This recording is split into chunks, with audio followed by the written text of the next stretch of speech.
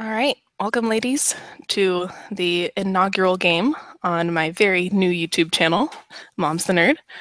I am super excited to have you all here for Ladies Week. This will unfortunately be my only game I'm running this week. Real life and anxiety have gotten in the way, so my game tomorrow is postponed for a week. So this is it. This is called A Woman's Charm. We have Corinne, Megan, Marije, and Lloyd playing.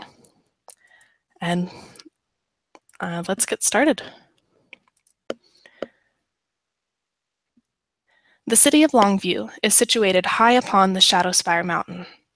Its tiered structure mirrors the majestic mountain itself. Snow-capped peak shines brightly in the sunlight, and in a crevice thousands of feet above Longview, water trickles down the rock. The snowmelt grows as gravity pulls it down, until a glittering river rushes toward the city.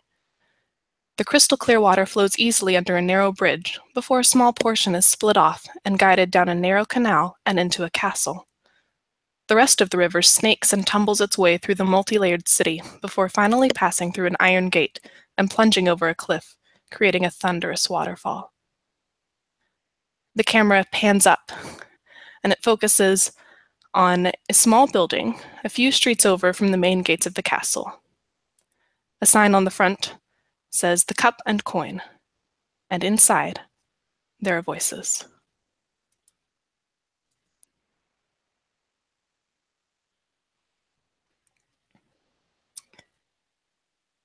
Yes, thank you, Lloyd, for how to pronounce that. So, the Cup and Coin is owned by a woman whose name I've suddenly forgotten. Melanie? Yes. What is she doing? Oh, she is likely finishing up a rendition of popular town song right now with flute in hand, whatnot, and too many cheers around. And she'll just kind of thank the patrons all there, and we'll then go back into behind the bar to get ready to help serve some other drinks going on and make sure that the other hands are doing what they need to be doing.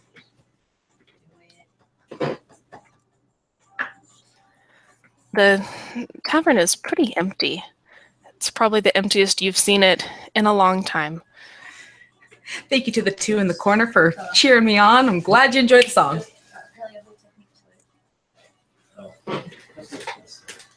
Of the three women in the corner, who are the two cheering?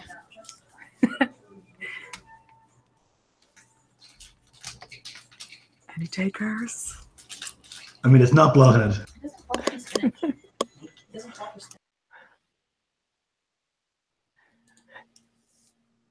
I think you would hear like a slight,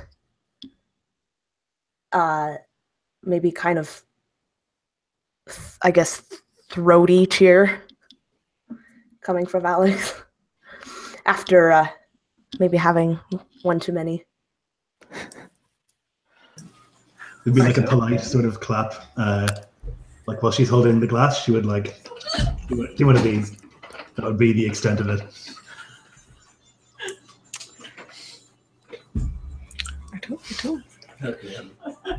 Let's see. Yeah, I can see Melanie would then just kind of go over and be like, well, at least I got you three here. There's at least some company. It's that day when this tavern no longer is full and fully packed. Yeah, go ahead and roll me a performance check, Melanie.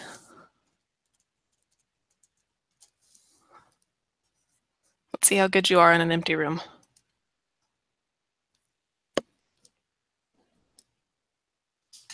$18. You are excellent on an empty room. Alex, you've had a few drinks and been watching, and she's good. She's very good. You understand why this is a popular place among the elite, among the workers, among pretty much anyone who has anything to do with the castle. It's a little out of the way, but still close enough to catch most of the main foot traffic. Which is why it's... Yeah, so, oh, go ahead. Oh, sorry. So, yeah, that's why I think I've always would want to have come in here, but it's always been full. And I do not like a lot of crowds.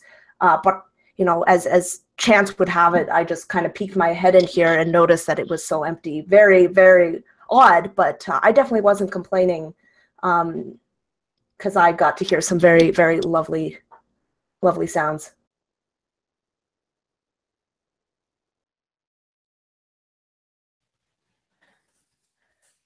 Paris, as you sit in the corner and observe all this, it strikes you again that things just aren't right. Your spy network, your thieves guild, they've just heard chatter. They've heard chatter about the woman in the castle, Regina. The king always has some lady love or another, but this one, something's different. So different, in fact, that by your information, she's set to become queen in 3 days.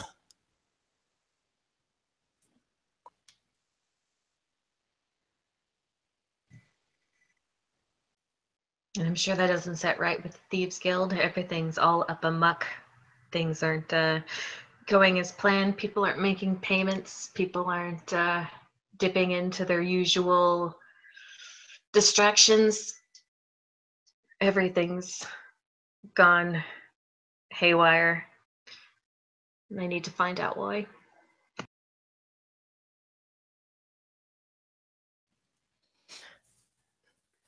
Blaned, you've seen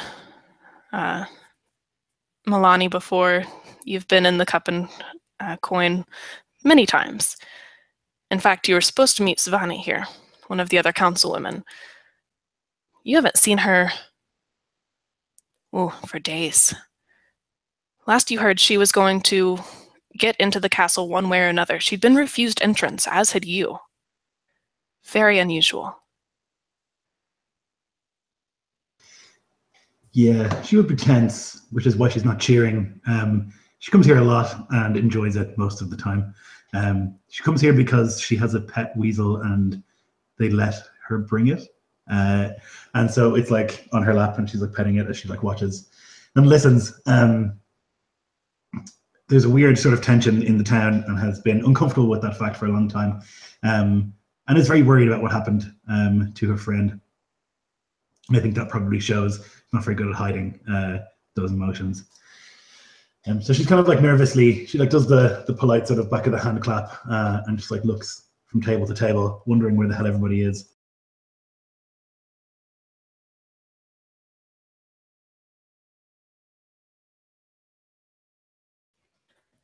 As you're all sitting there, the door opens and what's clearly an off-duty guard comes in. Alex, you recognize him immediately. This is Brandheim. And he comes in, he goes, a drink. To the king, to the future queen. A drink. Melanie rolls her eyes a little bit.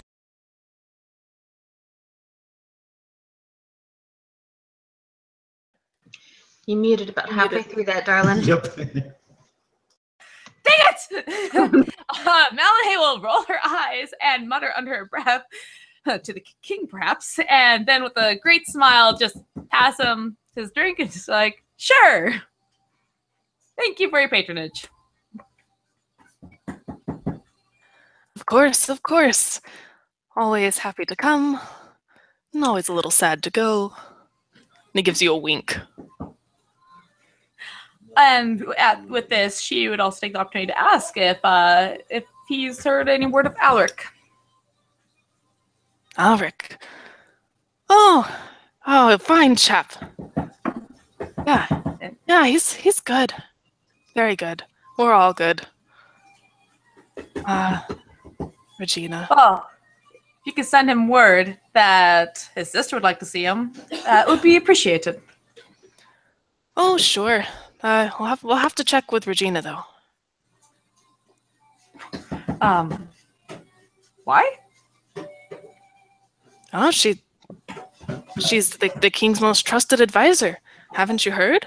She's gonna be queen. And she needs to know your whereabouts or has to approve of whereabouts. My brother used to be able to come and go just fine. Oh, As yourself, I see. No. I'm here with her permission, her blessing, her enthusiasm. Soldier. Huh? You seem an awful happy sort of person. Oh, hi. What's the best thing about Regina? Oh, Regina. Oh, she's a lovely lady. But surely everyone has flaws, Soldier. What's the worst thing about her? Probably that she's going to marry the king. I see. You're Oh, worried about the political situation. She'd be a fine wife. She's beautiful. She's brilliant. You know, she's changed the guard schedules. I mean, everything's new. It's different. It's better. Right. Yes. Everything's great, and she's gonna like continue speaking, but she's gonna weave in the words of a spell and cast detect thoughts on this gentleman. It's puppy love. He just has this overwhelming just adoration for this woman. So I can read his surface thoughts just fine, but if I want to go deeper, which I'm going to try and do, he has to make a wisdom saving throw. He fails it. Okay, so I get to, I guess, pry into his mind a little bit, and I'm still speaking to him like, oh, and tell me, you know, how rosy her cheeks are, and tell me how wonderful her hair is. And while I'm doing that, I'm just trying to like get past that obvious like adoration and see what's underneath. You get when you get into his thoughts, it's not so much the actual words that you start to hear, but this feeling, and it's a sickly sweet feeling, like if there's too much perfume.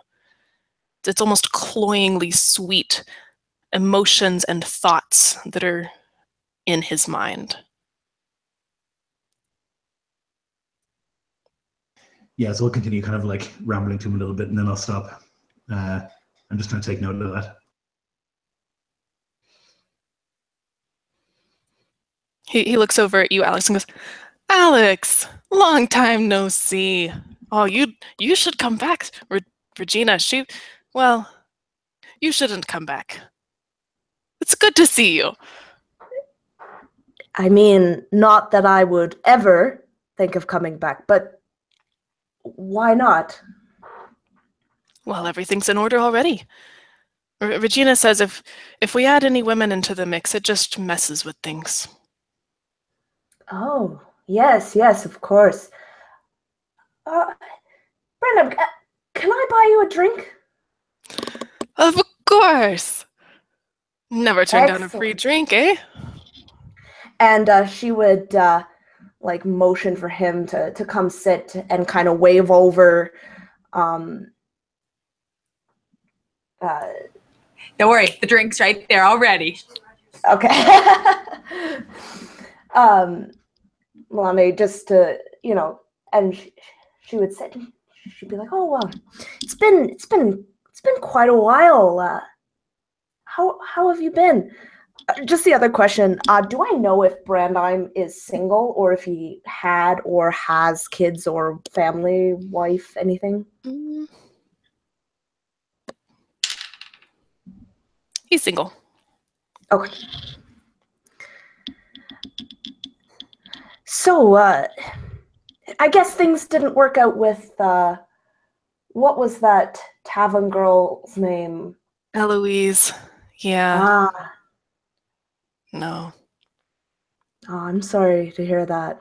But I haven't thought about her in weeks. Regina, though, she's wonderful. Yes, But yes, you can't said marry her, right? The king is going to marry her. Oh, yes, yes. Oh, she'll be the best queen. But She's what will you beautiful. do? She's brilliant. Me? I'll guard them. But what about love?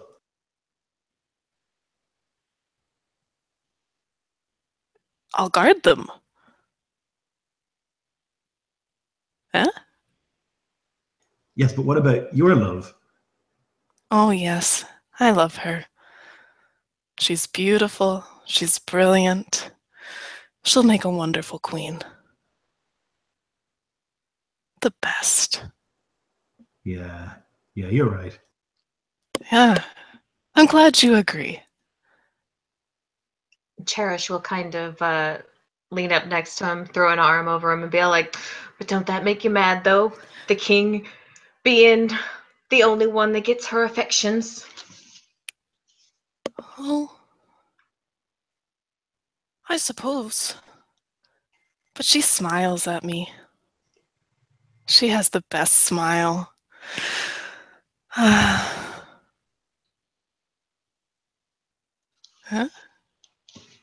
Your smile's not bad. You don't smile much, though. That just fixes everything, then. Her smile. Yeah, it does. She has the best smile. And her eyes. Oh. Oh, there's something to say about a woman's smile, yeah. Uh-huh. It gets you all right and fuzzy in your deep bit, yeah. She has a good smile. Apparently.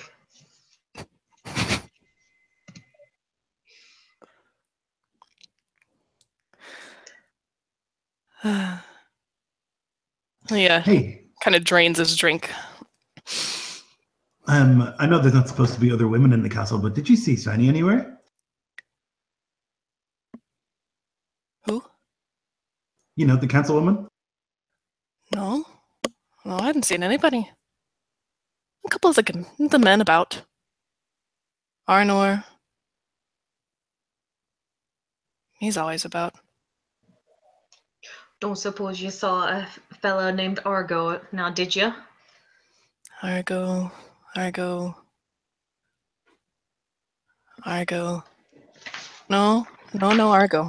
Oh, he There's would have Regina, been though. a shifty fella. Shifty looking fella? Well, I didn't see a shifty fella. No. But Jace, he saw a shifty fella. A shifty fella, yeah, no. We took him. Jace took him to Regina. I don't know what Regina did with him. He was a shifty fella, you're right. It's a good thing that you're all keeping an eye out for them shifty types. Yeah, Jace did a good job. Mm-hmm. At this point, I see Melanie interjecting, just like, so what is it that Regina has y'all doing? Y'all seem awfully busy. Like, as you can see, there's just, 5 of us now in here. There used to be so many of you guardsmen coming down, enjoying a drink, enjoying a song. Well, the shifts are different, and some of us, when we're off, we just stay. We like to be near. She told me to come have a drink and see who is here. That's why I'm here. I was supposed to come and see who's here. And there's you and you and you and you. Oh, and I suppose you're going to tell that's Regina fantastic. all about us, aren't you? Aren't you, darling? Because you're a good soldier. I am. That's what Regina said. She said, be a good soldier. Go see who's at the cup and coin. And I did. Well, it's actually interesting because you actually didn't see any of us here. There was nobody here. Right? There's nobody here, but there's you and you and you and you. No, there's not. You didn't see any of us, No? and I'm going to cast suggestion on him. Let's get a roll. He's got to roll a wisdom saving throw. Ooh, let me figure out what his wisdom word is. It's -4, right? Is what I'm assuming. My DC is 17. he definitely feels that. I'm just going to suggest to him that he came down here and only the owner was here. There was no customers here. It was totally empty apart from the owner. You see him kind of stiffen for a second. And he looks at Milan and he says, "Thank you for the drink. I'll be going now." And he just kind of turns and walks out. I'm back again. And tell my brother to come say hi. There's no response.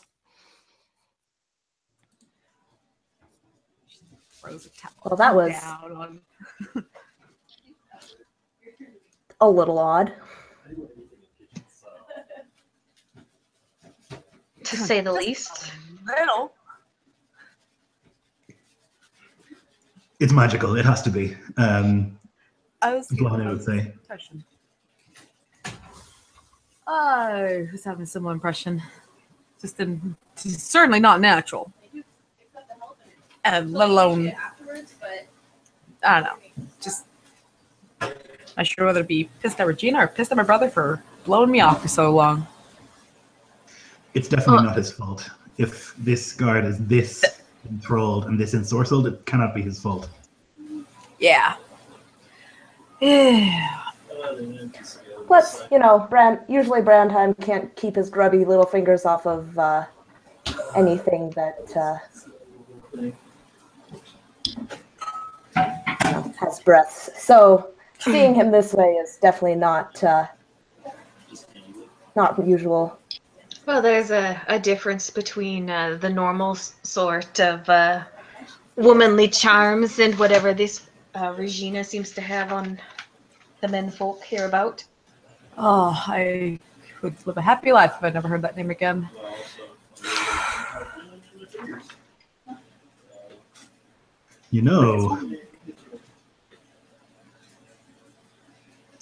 I mean, there are ways that we could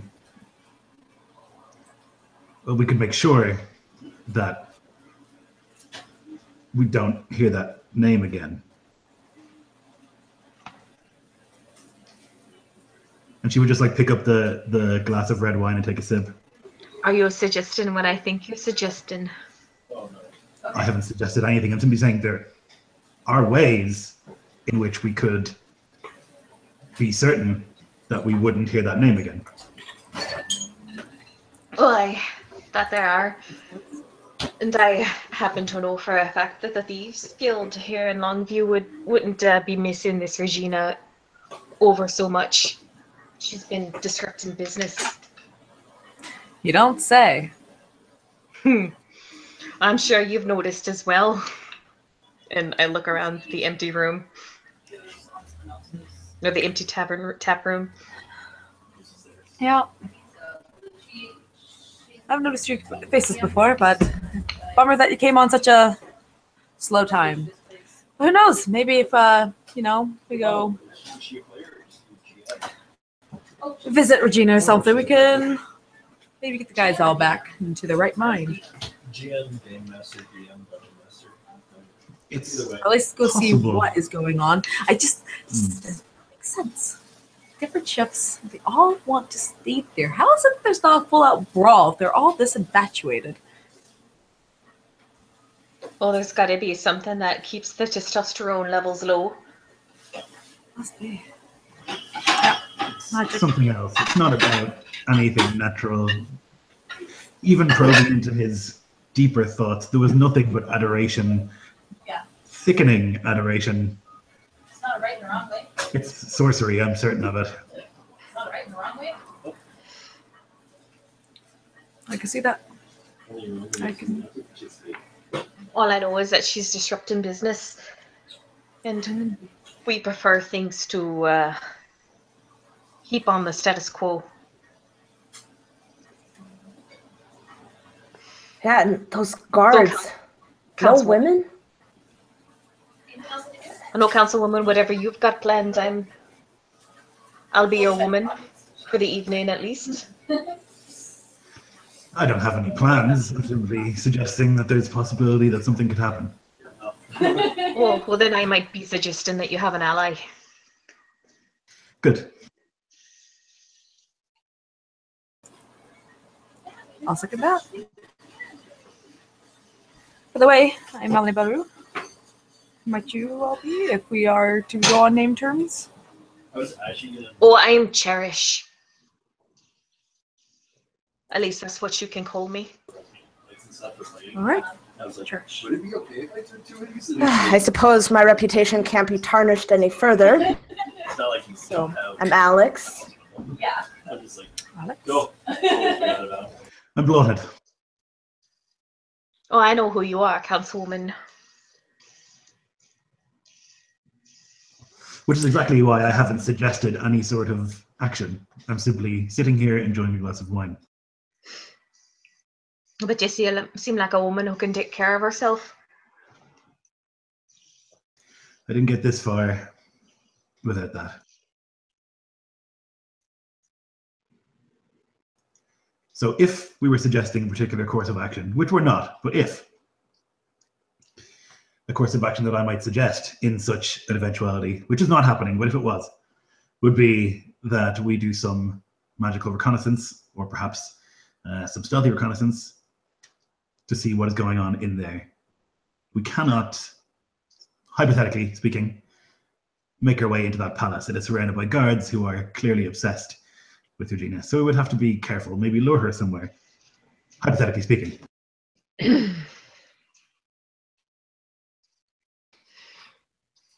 Indeed, I wouldn't be the first interested party that the Thieves Guild have tried to ascertain the nature of this woman.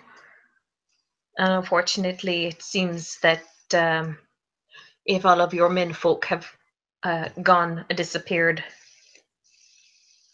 with their obsession with this woman, that's probably the same fate that's fallen him.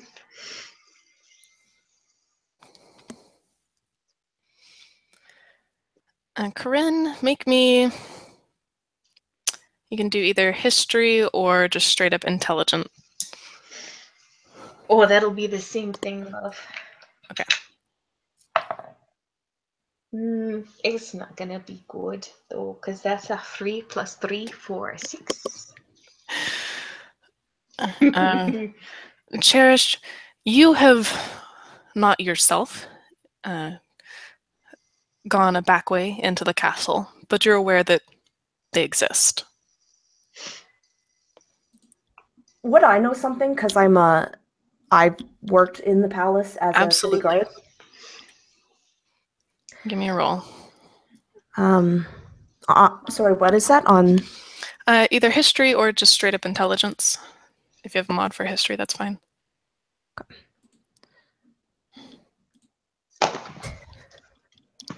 I've been gone a real long time. Oh dear.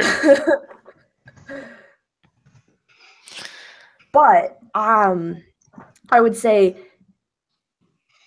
there were some other female guards. I don't know what would have happened to them if there's no female guards. They must be somewhere. They would probably know a way in. Unfortunately, it's been very long since I've been there. Councilwoman, have you been ejected from the palace yourself? Or are you choosing not to make yourself available?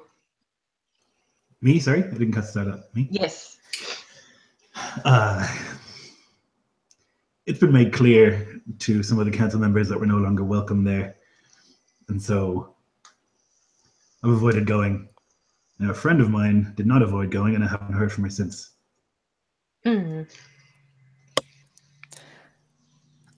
Blanid, you are a practical woman. You like to know your ins, your outs, your escape routes. You're pretty sure you could find one of the back doors that is less well known and probably less guarded. Then I would say, supposing we were considering possibly doing something about this situation, it's a possibility that I might be hypothetically aware of a secret door possibly leading to the palace.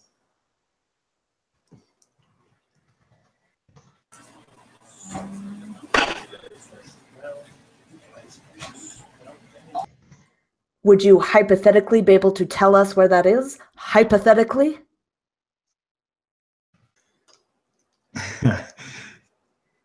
So it's clear to me that this Regina is some sort of sorceress, possibly even a fey creature, something like that, which is why I'm being very careful to ensure that all of these are simply ideas and that our intentions are not clear for her to read, which is why I believe it's necessary for us to continue speaking in hypotheticals.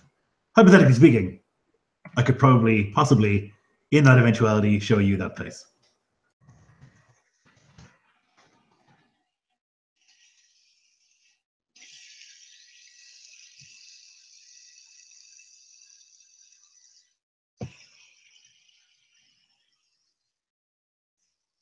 Hypothetically speaking, I think she just talks like a politician.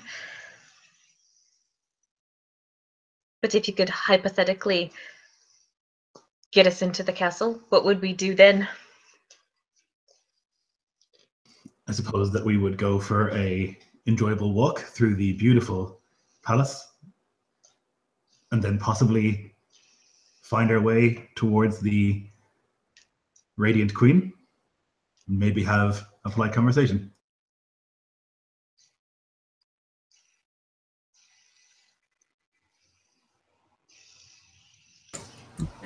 Well, if we were to take this walk, when would we do it hypothetically? When's the wedding, Taylor? 3 days. It would need to be before the wedding. Once that is complete, well then legally she would be the queen, even if the king were to die, and so it's important that we get there before that happens. Indeed. Indeed. That little bit of that little bit of magic that you did there. How long will that last before he figures out what you've done? Or is it something Magic? that, I mean, I saw the hands. I saw the you can't bullshit the bullshitter. I have powers of persuasion and I like to gesticulate when I speak. Well, are we in any danger of our dear friend Brandim tipping our hand? Is what I mean. Is there a time limit on how long he'll remember that he didn't see anybody here? You should be under that impression for quite some time. But it probably would be wise to move before he remembers otherwise, yeah? Potentially. I don't know how many clubs are looking at, but it's soaked garlic. I'm ready to. My mouth for a second. I tend to live life and being ready at the drop of a hat. If, the need ever came, that action. And it just so happens that I tend to very much enjoy these types of polite conversations. So I would be very, very interested to go out and do that as soon as possible. Yes, I think it behooves all of us to go and meet the queen and give her congratulations. I like this. Congratulations, yes. Indeed. Let us go let Regina know. Something old, something She has our new. full support. And maybe if we're lucky, we'll turn her something blue.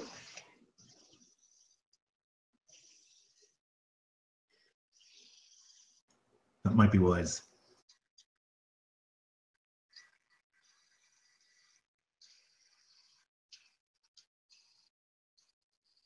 So do I know roughly, well, I guess I know exactly where it is, but is it like obviously not well guarded and things like that, which is why I've chosen it, but do I know if it like leads on from any particular part of the town? You think the best way to get there is behind the smithy. There's a little bit of a gutter. And if you follow the gutter back, it leads around towards the side where the dungeons are. And down a hill by the river is the door. Okay, perfect. So then I would suggest to the others, I'm going to take a quiet stroll down by the river. If any of you would like to join me and perhaps have a look at this beautiful landscape, I would not be opposed. Well, your timing is impeccable. I was just closing up shop anyways. Out! Ah, yes, I could use some fresh air. Oh, well, I'm always willing to make new friends, and y'all seem the friendly sort.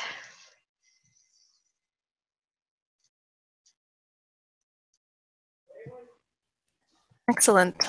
So you guys exit into this street, and most of the town is still going about its business as usual. There's a couple of beggar kids in the street kicking a little ball made of I don't know, some sort of rags. It probably smells atrocious. You stay well away from it.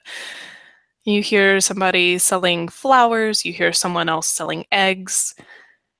You go past the smithy, and the sound of iron ringing is loud. As you catch a glimpse of what he's working on, it's something very ornate, something very fine.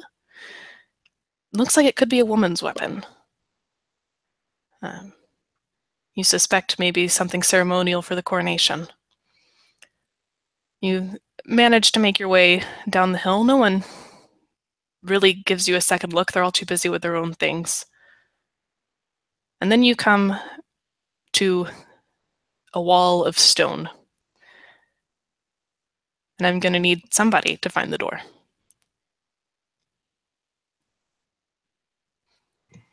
Well, that would just take a wee bit of investigation, wouldn't it? It would. That would be a 23.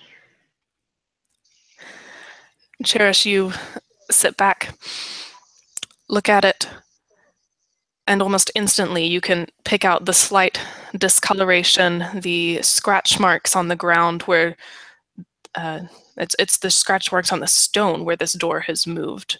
There's dirt over it, has not been used in quite some time. But you've found it, and you suspect you can open it without any trouble. What do I need to perceive it for traps? Perhaps before I open it. You certainly can. Okay. Whoa, that's gonna roll everywhere. But where I want to go. 21 for perception. Doesn't appear to be trapped. Okay, then I shall attempt to open it. It takes a little bit of pulling. And it kind of sticks a little, but you get it open. And there's darkness and the smell of damp and unpleasantness. Before we go any further, I would say, I suppose that you had given a command that no women were to enter the castle under any circumstances, and that those women that did enter the castle were to be apprehended. Would it perhaps be useful, rather than to appear as possibly dangerous renegade women, that we were to perhaps look like pliant, responsible, and servile guards?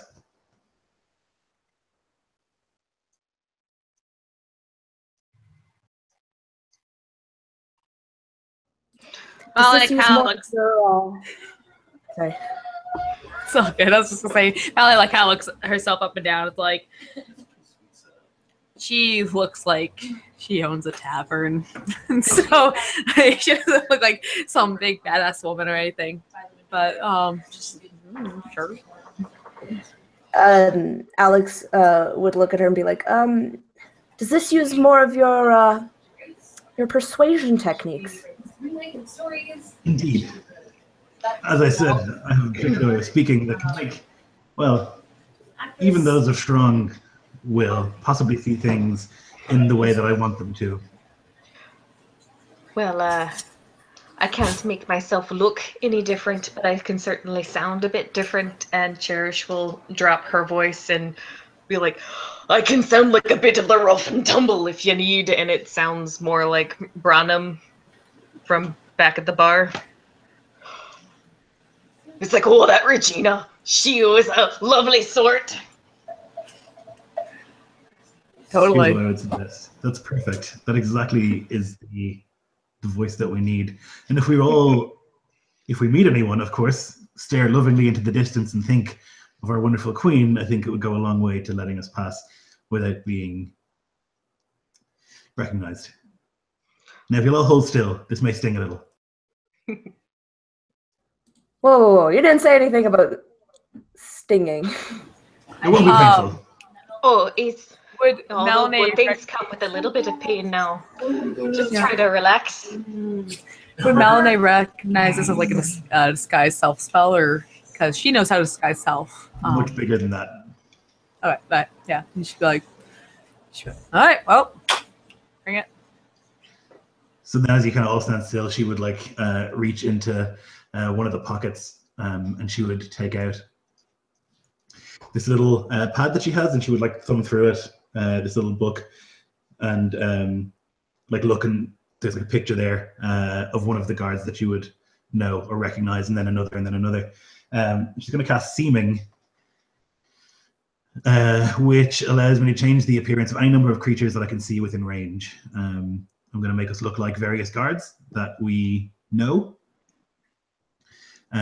Changes physical appearance as well as clothing, armor, weapons, and equipment.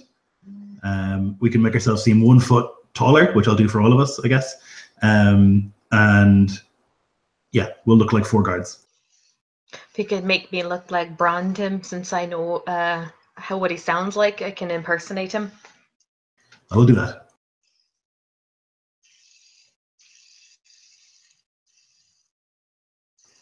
So yeah, that's what I will do. I'll cast that absolutely ridiculous spell, and be real pleased about it. 10th level.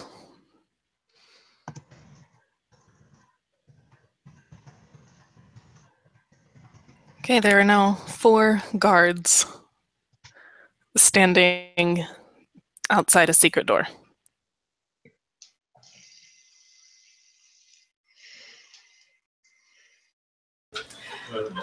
Awesome. Regina. I can't wait to get back to the palace. Right. I can't wait to guard them. I can't wait to meet Regina. No, you're already lovesick, darling. So you love Regina. You can't wait to see her again. Not waiting to meet her. Right, I can't wait to meet her again. Of course.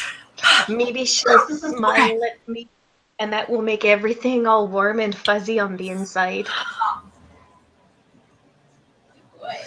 Let's head in before someone sees us hanging around this secret door. Or I throw up. Yep. Let's go. Who's going first? Cherish would lead the way, keeping a close eye out for traps, as her passive perception is 24. Their DM. Rogues, man. Because the fucking observant. It's over 9,000. Cheers. She'll be looking out for any traps of any type of goodies that anyone's left behind. Does anybody close the door behind you, or do you leave it open? I think that Alex would close it, as she would probably take up the rear. All right, Cherish, you're in front. And you guys are at what seems to be just a dead end, almost like a little alcove in this long hallway. And it doesn't take long for your eyes adjust to adjust to the darkness. And you realize you are in the dungeon area, the cells. And there's rotting straw on the floor. There's little bits of water, you presume, from the river. There's just puddles places, and everything is perpetually damp. There's some sort of moss or maybe mold growing. And as you go through, it seems most of the cells are empty.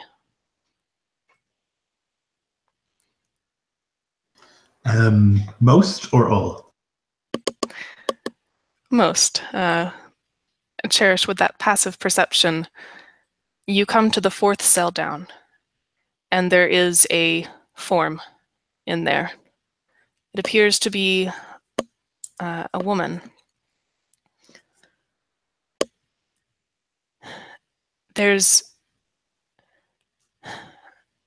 She's stretched out on this straw. There's straw in her hair. She's very old. Her skin is paper thin. It's nearly translucent. She's well dressed, and the light's dim, but your practiced eye catches the glimmer of jewelry. And as you look closer, she's impossibly still. Her chest isn't rising and falling. She's definitely dead.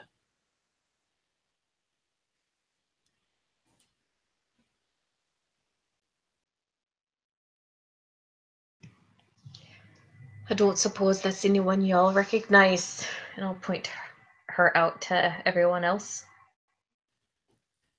Checks all around. Yeah. Is it perception checks? Yes. 16 for Cherish. And I guess for you too, Corinne, I'm going to go ahead and I've played with this rule before. You're not going to roll lower than your passive. Oh, sweet. So yeah, rogues are broken for this, but for the rest of you, I feel like if you're actively looking at something, you're not going to see less than you would if it was passive.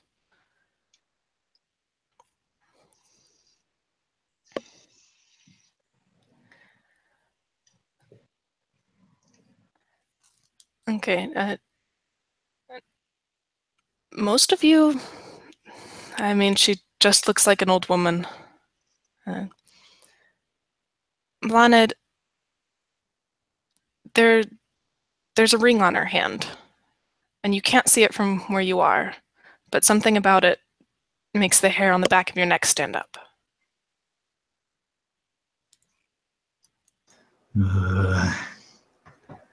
I told myself never inspect a corpse when I got into this line of work. It's bad business, but nonetheless, I'll kind of take a step closer.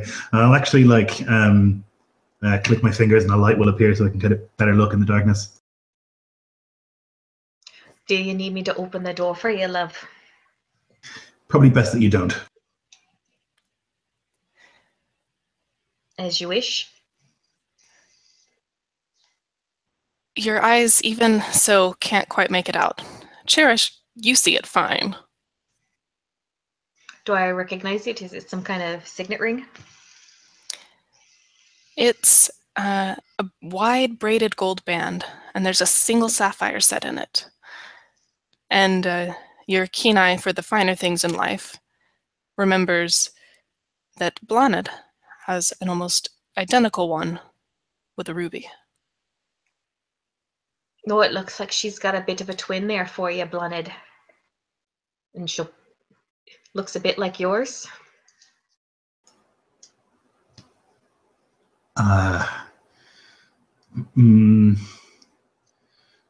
Right. You sure you don't want me to open the door for you? Yeah, I think you better had. So I'll go and open the door for him? Her? Sorry. Yeah. It's mundane for you. Okay. Okay. Because that's whatever. That's a 8 plus 5. That's a 20. 31. Heavens. Woo! Yeah. You could do this blindfolded with one hand behind your back and using your teeth for the other lockpick.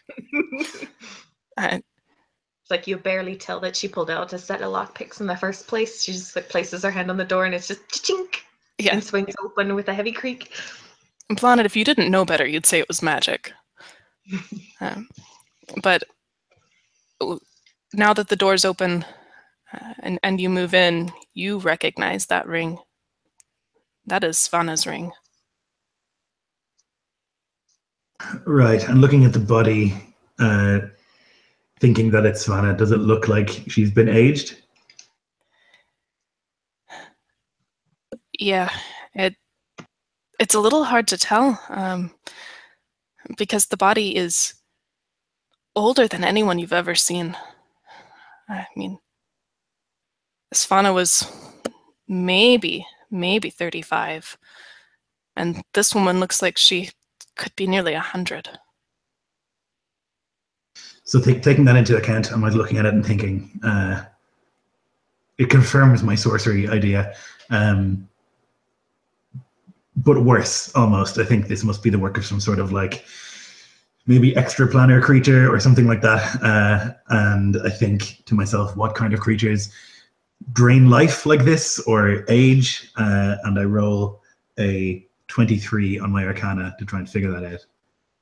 If I have any like rumors or like ideas of what kind of creature might do this.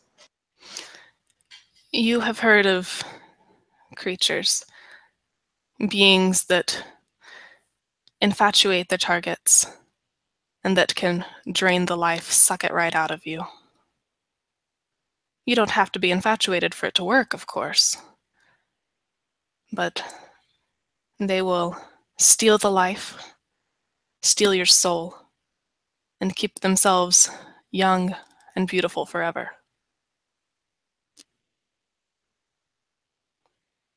You I suppose they suspect. do this with a Yeah. kiss or something, right? Mm-hmm.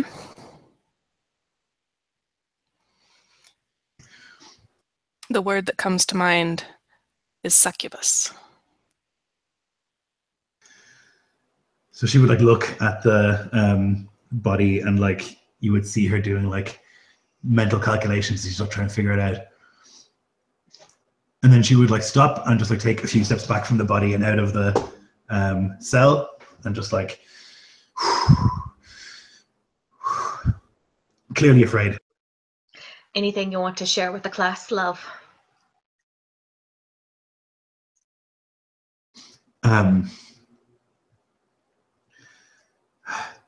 Hypothetically, what do you know about demons?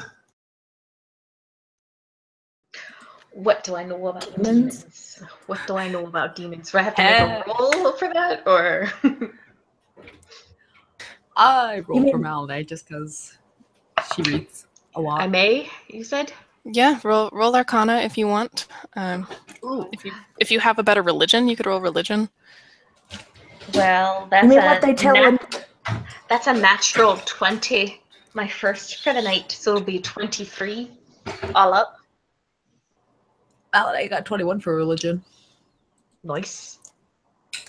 Alex isn't smart enough, so she'd just say, "What you mean, like what they tell in children's books about what's gonna get you if you stay out late?" Well, the Thieves Guild know that there's actual things that go bump in the night besides us.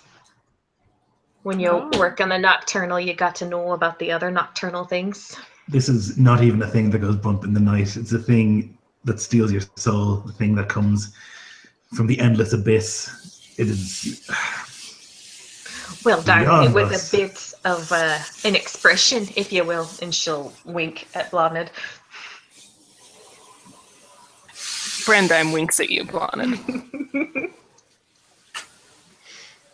She shudders. That's right, because I look like a guard. This is worse than I thought. I thought perhaps an enchantress or something fey, but this is a demon. You don't strike me as the sort that would catch yourself flat-footed. You've got things to help deal with that sort of thing, hypothetically speaking, don't you? Yes, but the thing that I would do in this situation is I would leave this town and never come back. But something tells me that that's not really something that you can have an option to do again. No. So wait, you're serious about this whole demon thing? I could not be more serious. The councilwoman doesn't strike me as a woman who's prone to hyperbole. No, but surely demons. God. I've been away far too long.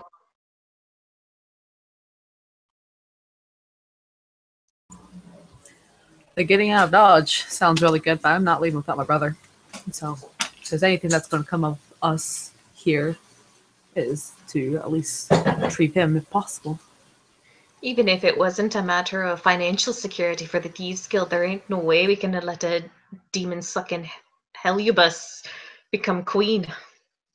That's all kinds of bad for business.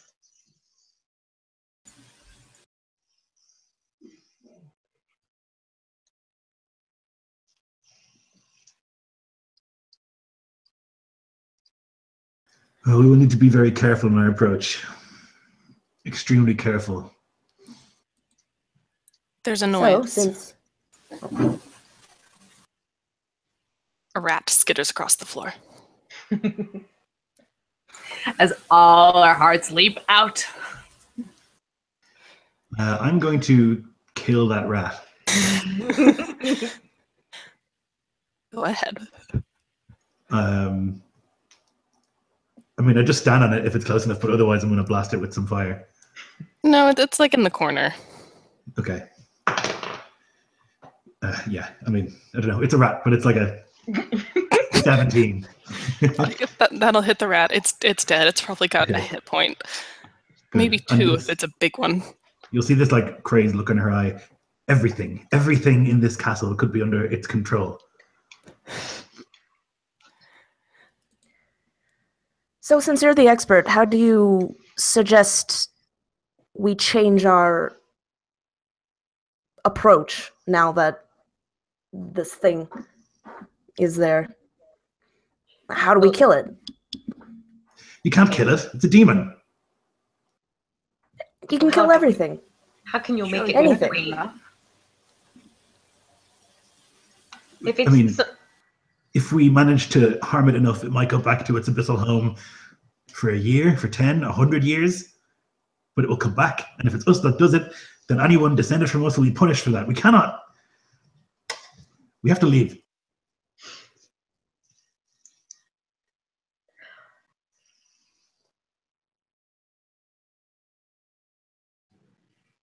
You want to run You away can't just leave. Yes, desperately. and let this demon spawn become queen?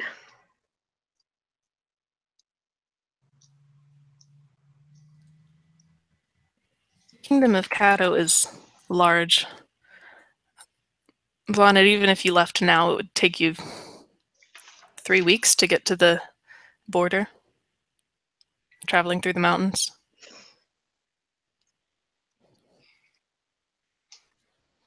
If you survived. Wouldn't it be better to take care of the situation now I admire before it gains a foothold? I admire your courage and your belief in your abilities, but I think that this is folly.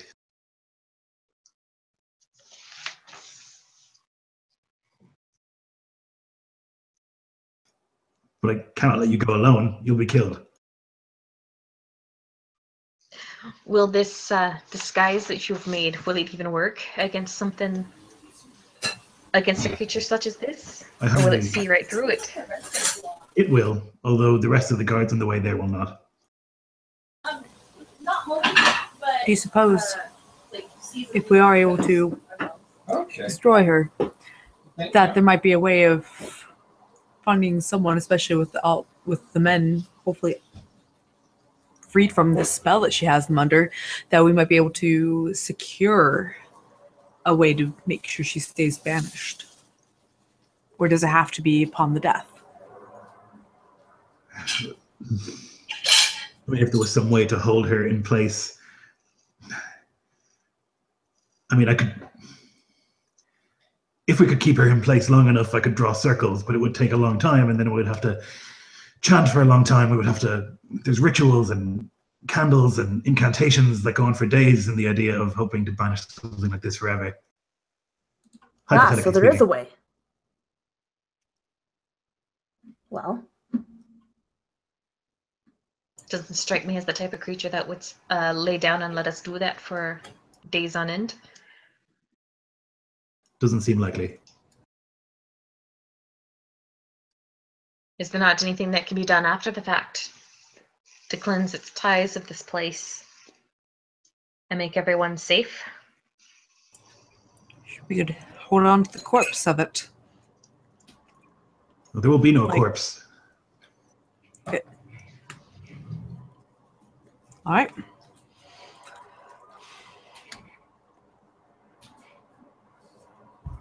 Well, if it's a supernatural creature, then it definitely, we won't have the option of availing to the senses of the men folk in there. It'll be on us.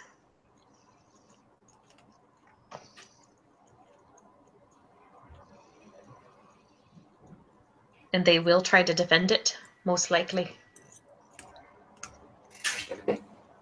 They will.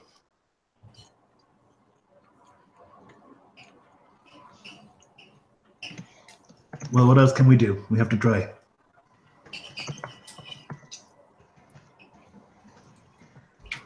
I don't know any of this supernatural stuff. That is obviously what you're doing, but I can stave away as many of the soldiers' bodies as you need to get her to do something. I don't know. That's all I've got. That's all I have to offer.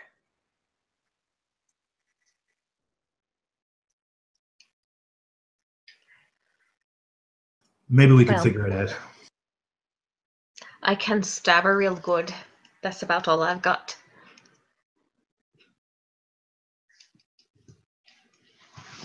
Well, let's hope that's enough.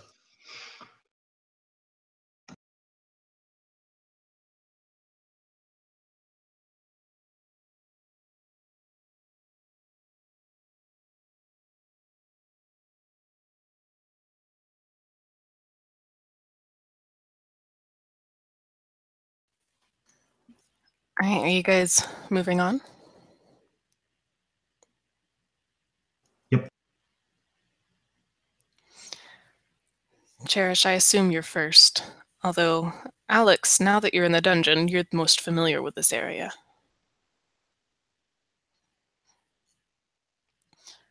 As you go on, you come to a large door not locked. And you know, Alex, from your experience, that on the other side is a large corridor, a set of stairs at the end of it, and then you're in the main area of the castle. And there will be people and patrols, and there's not any turning back after this point.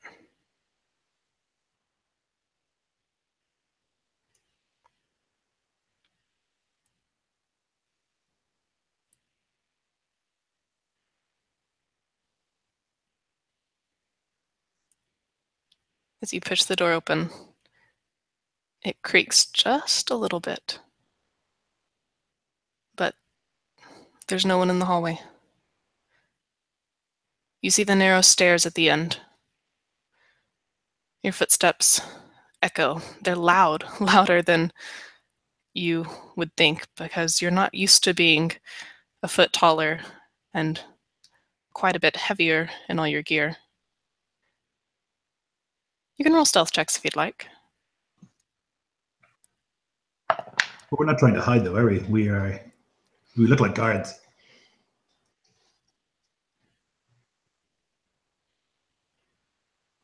If you're rolling a stealth check, you got to tell me what it looks like.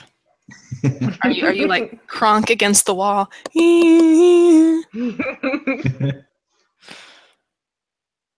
I was like, in the sense of stealth check, it's more of just as she's walking, like trying to make sure that her feet are just being quiet, not being unnecessarily loud or anything. But clearly with this roll of 11, because nat 1, yay, she's just Your feet are bigger flip, flap. and heavier Just a than they little have ever been. Like you're in lots of armor. You don't wear armor. This is weird. Yeah. Tired, everybody. I'm tired. Yeah. And so she's trying to walk quietly and just occasional trip, just like oops, big foot.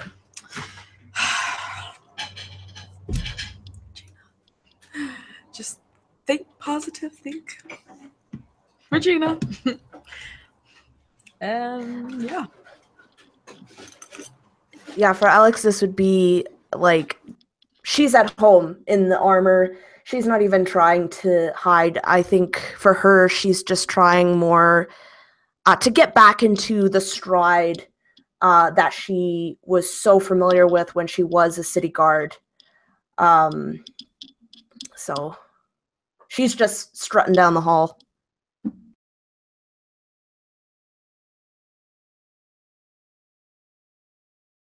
Yeah, Cherish is just trying to emulate Brandim's particular gait as best she can. Since she's proficient with disguise kits, I'm sure that she saw him walk around the bar a bit. All right, as you guys, girls, make your way through, you reach the top of the stairs. Alex, your hand's on the door, and as you push it open, we're gonna take a short break. Wee! Dun, dun, dun. All right, so 5 minutes, give or take. Sweet. Good.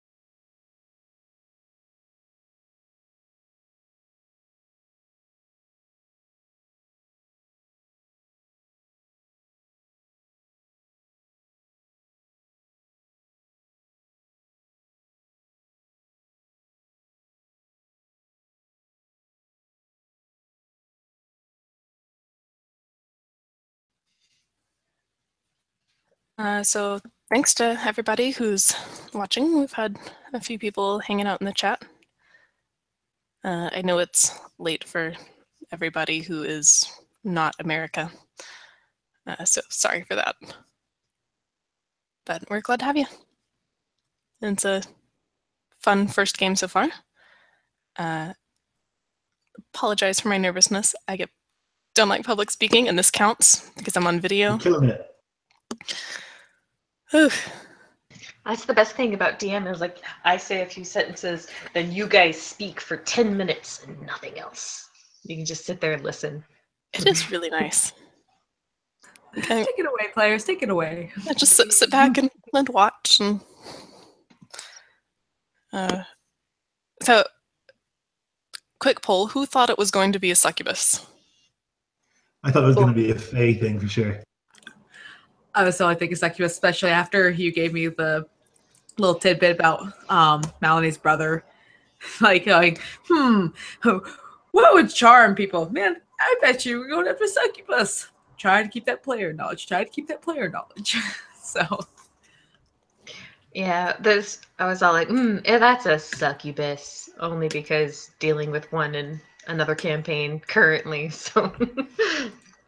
I have one in my campaign, so. They're fun. Yes. I'm just like, I play low magic games and I was like, demon? Fuck, abort, run away. And everyone else is like, no, we've faced succubi before. No big deal. It's a demon! What are you talking about? Get out of here.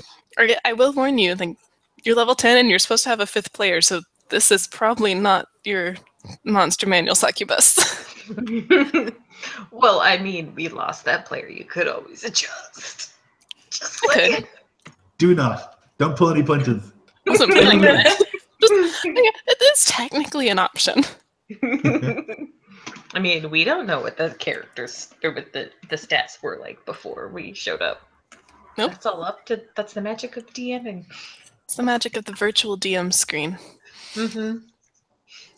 It's like, yeah, like my first one shot, people were going, they were going up against an archfey at level 16, and like the dude's hit points like changed like 4 times during the fight based on how well they were doing. It's like, oh, they're doing way too well. I need to raise his HP. I'm like, oh, they're okay. Now it's taking too long. I need to lower his HP.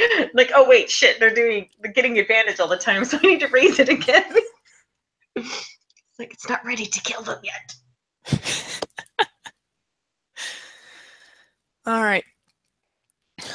Everybody back? I think we're ready. Alex, you've opened a door.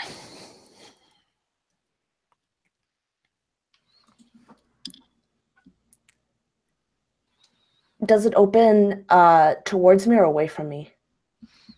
It opens away from you. Ah. So as not to knock somebody off the top of the stairs. Yeah.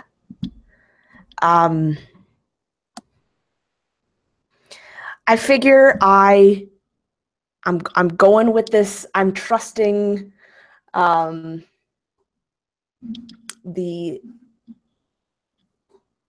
councilwoman. So I'm just gonna open it and strut out like I own the place.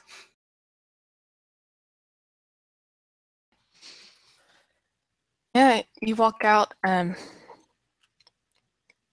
You see something down at the end of the hallway, but there's nobody immediately around you.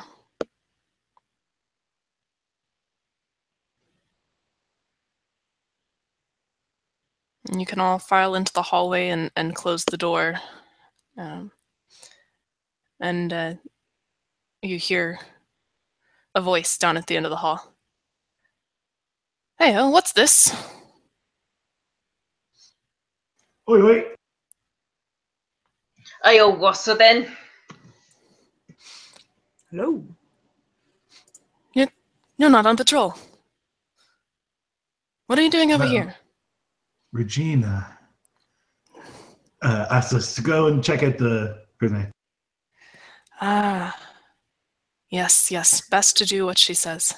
Always do what she says. It's so satisfying. She is brilliant. She has the best plans, yes. Well then, as you are, you should probably report your findings. I'll take you that way. That would be great. I can't wait to see her smile again. Her beautiful face. Ah, Aye, That smile. It's a Definitely a thing smile. of wonder. the best. Come on, then. And he starts off at a pretty brisk pace. Oh, like he's a Blondet and Alex, you guys are taking the shortest route that you're aware of. You're headed straight for the throne room. And he's, unless anybody says anything, he's going to march you straight in there and open the door. I would send messages magically to each one of the other ladies to say, are we just going to go straight there? If you don't want to do that, you can send a reply anyway, magically, from this. But if you don't want to do that, maybe just stop. rip it off like a band-aid.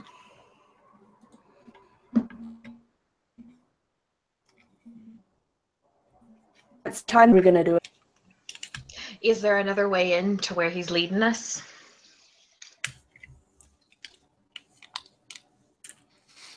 There's a back way that the king usually enters in, Blondet, but you guys are headed just for the main doors that'll be at kind of the entrance to the throne room. And then the thrones are set up on a dais. And then there's a door behind a curtain against the wall behind the thrones.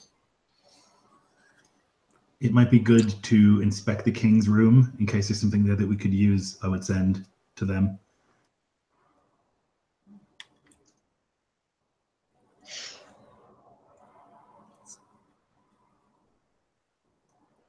I'm taking that silence as a yes. Yeah, lead the way. So you'll be there in 10 seconds.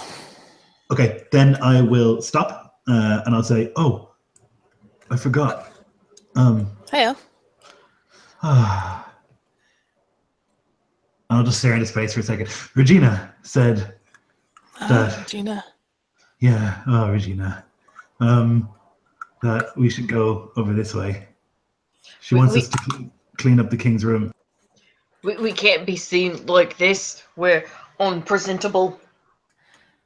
I suppose you look fine. Look, but my armor's all no dusty. No, I'm all dusty. I can't be Regina can't see me like this. I'm all dusty. Well, you can go to the barracks, all right? But no. Regina, would she ask you to? No, not the court. No one goes that way. No one goes to that wing. No. Well, I wouldn't lie. That's what she told me.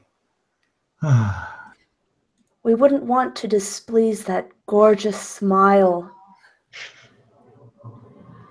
Roll persuasion. How about deception? Sure. Who's rolling it? Blondet's the one talking. Does she have advantage? Because I was all like, "Oh, I'm so dusty. We gotta clean up." Between you and Alex, you give her advantage. Okay. So that's going to be a 14. Mm-hmm. Ooh. Got a 19 on the die. He looks at you. Yes.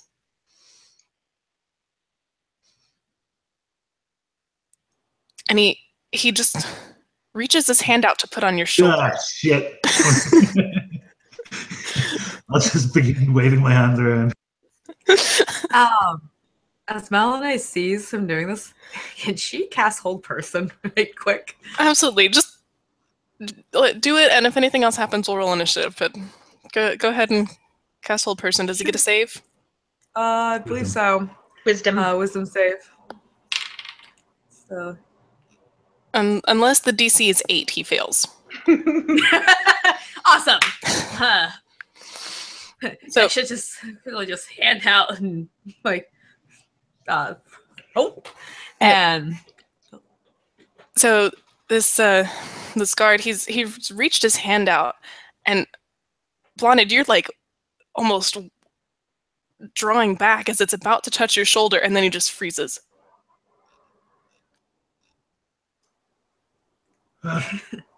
I'm gonna stab him in the lungs. And that's gonna have advantage because he's held. It's an auto crit. Yeah, that'll be Why are you murdering this man? 22. It's not his fault. It's okay. All the Alex, D6s. Alex, you watch as she stabs into Jensen. Why? You know that he's a good man. He had a wife and a kid. Maybe 2 now. He's been gone a while. 38. Can I try and stop her? Roll acrobatics or athletics. Corinne, you roll acrobatics or athletics. We'll see who wins. Okay. Ooh. She might win. That's a 16. I got a 22. All right, Cherish, you have your dagger out before this guy can blink, and you're moving your arm forward, and all of a sudden, Alex's hand is on your wrist. What in the God's name do you think they're doing? Spell isn't gonna last forever. Precisely 1 minute. It's not his You fault. can't just kill someone. Especially a man who doesn't even know what he's doing. Can we at least knock him out? Yeah, you don't have to kill him. Oh, all right. And she'll like flip the blade around to the blunt end and knock him out.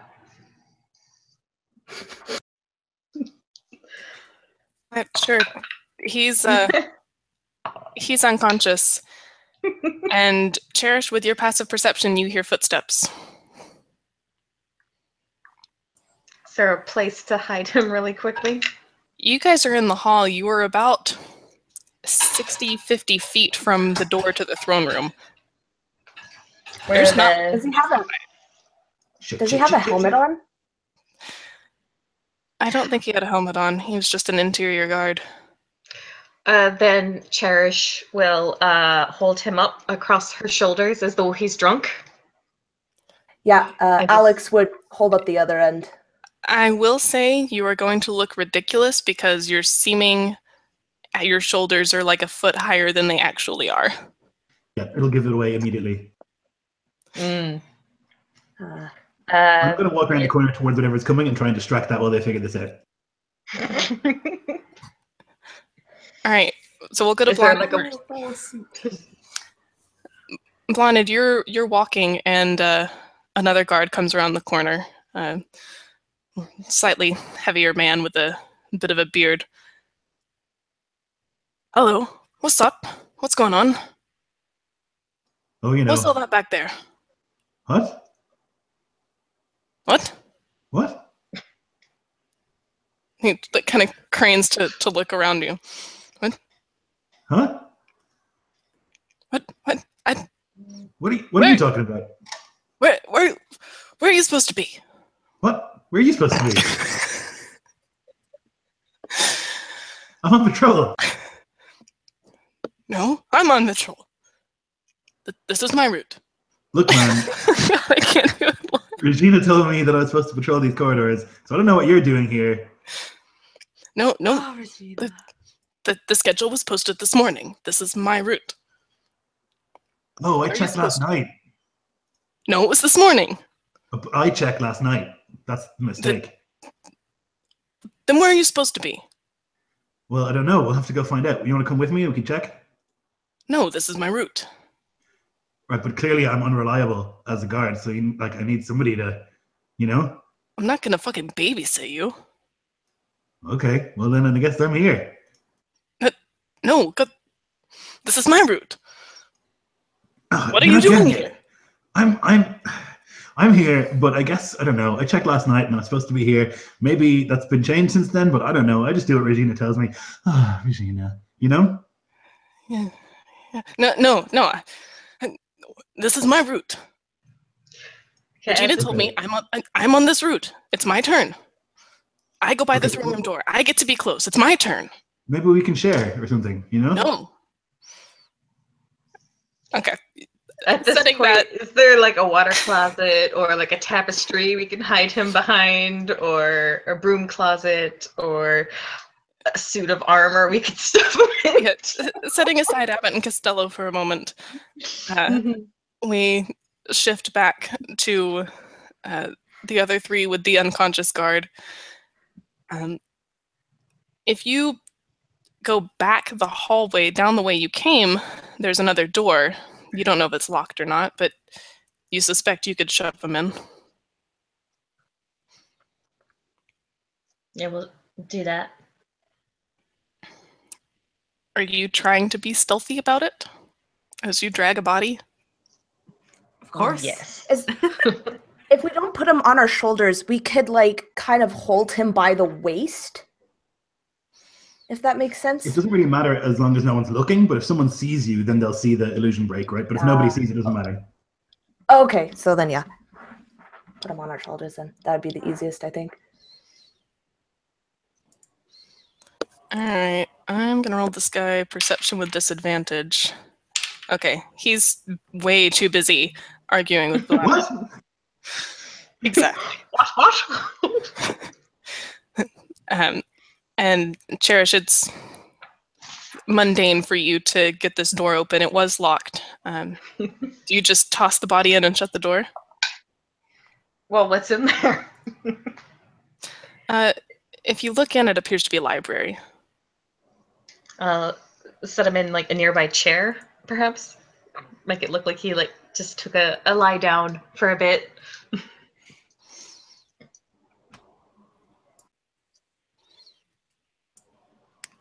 Sure, go ahead.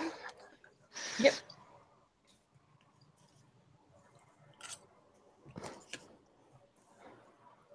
All right, Blonded, you're still arguing with this guy.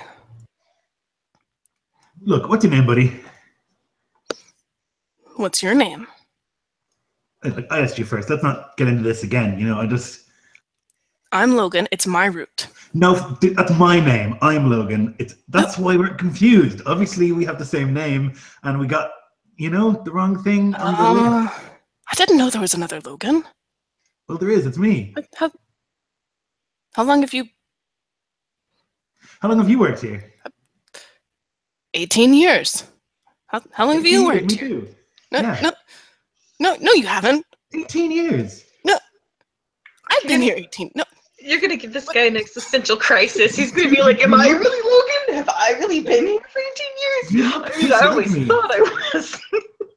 Like, maybe we're the same person. You look exactly like me. I don't know, like, and I don't know if I can, like, go back in time and make myself be Logan when I choose my season, but that would be super convenient.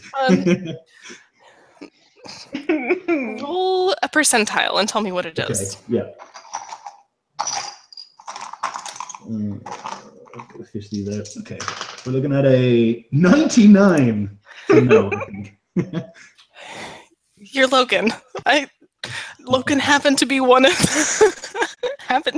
the guards that you've seen before, and so he's sitting here arguing with himself. Look, Logan, buddy, I don't know how to tell you this, but I think that you're an imposter, and I'm going to have to bring you to the dungeon because I think that you have snuck in here. And Regina's really careful about who gets into this place or not. And, like, I don't mean to doubt you, but I've been a guard here for 18 years of my life. I've been a guard for 8. I'm Logan. Like, No. I'm Logan.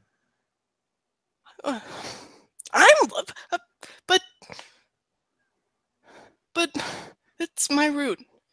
Well, I mean, okay, let's what's your wife's name? Martha. Yeah, Martha, right. That's what I was going to say. That's my wife. No, Martha's my wife. Martha? I'm wondering if at this moment Logan, now I don't know how to tell you this, but I think that you're an illusion.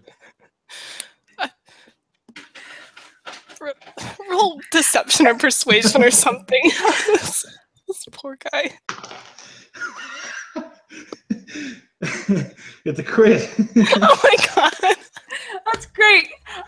I was don't know what you guys want to add to this, but I was also thinking that like Melanie would come over at this point and be like, Logan, who is this? Like looking at this card here just to add more to the confusion. Yeah, no, you come up and you say that, and he's just like, I'm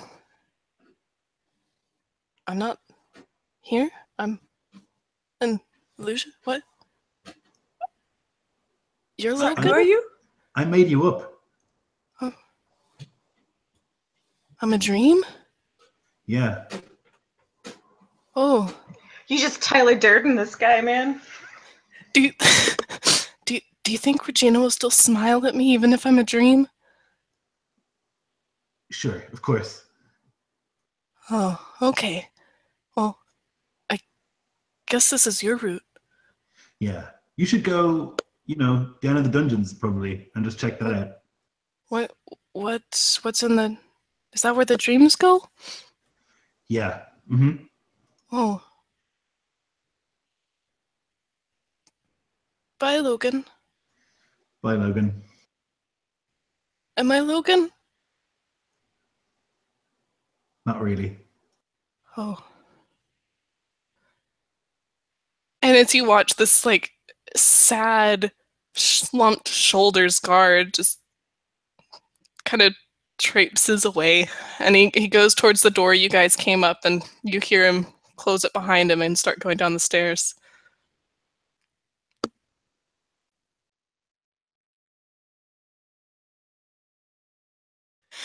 Oh God, Lloyd, you kill me.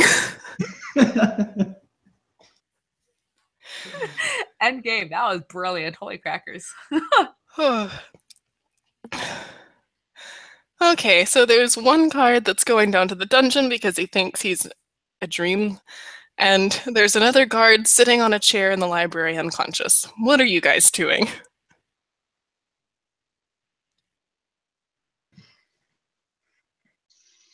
So you said something about the King's Chamber then. Yeah, we should go. We should go and check that out. We should go, and maybe there's something there that is important. You never know. Like, I don't know, a name, anything.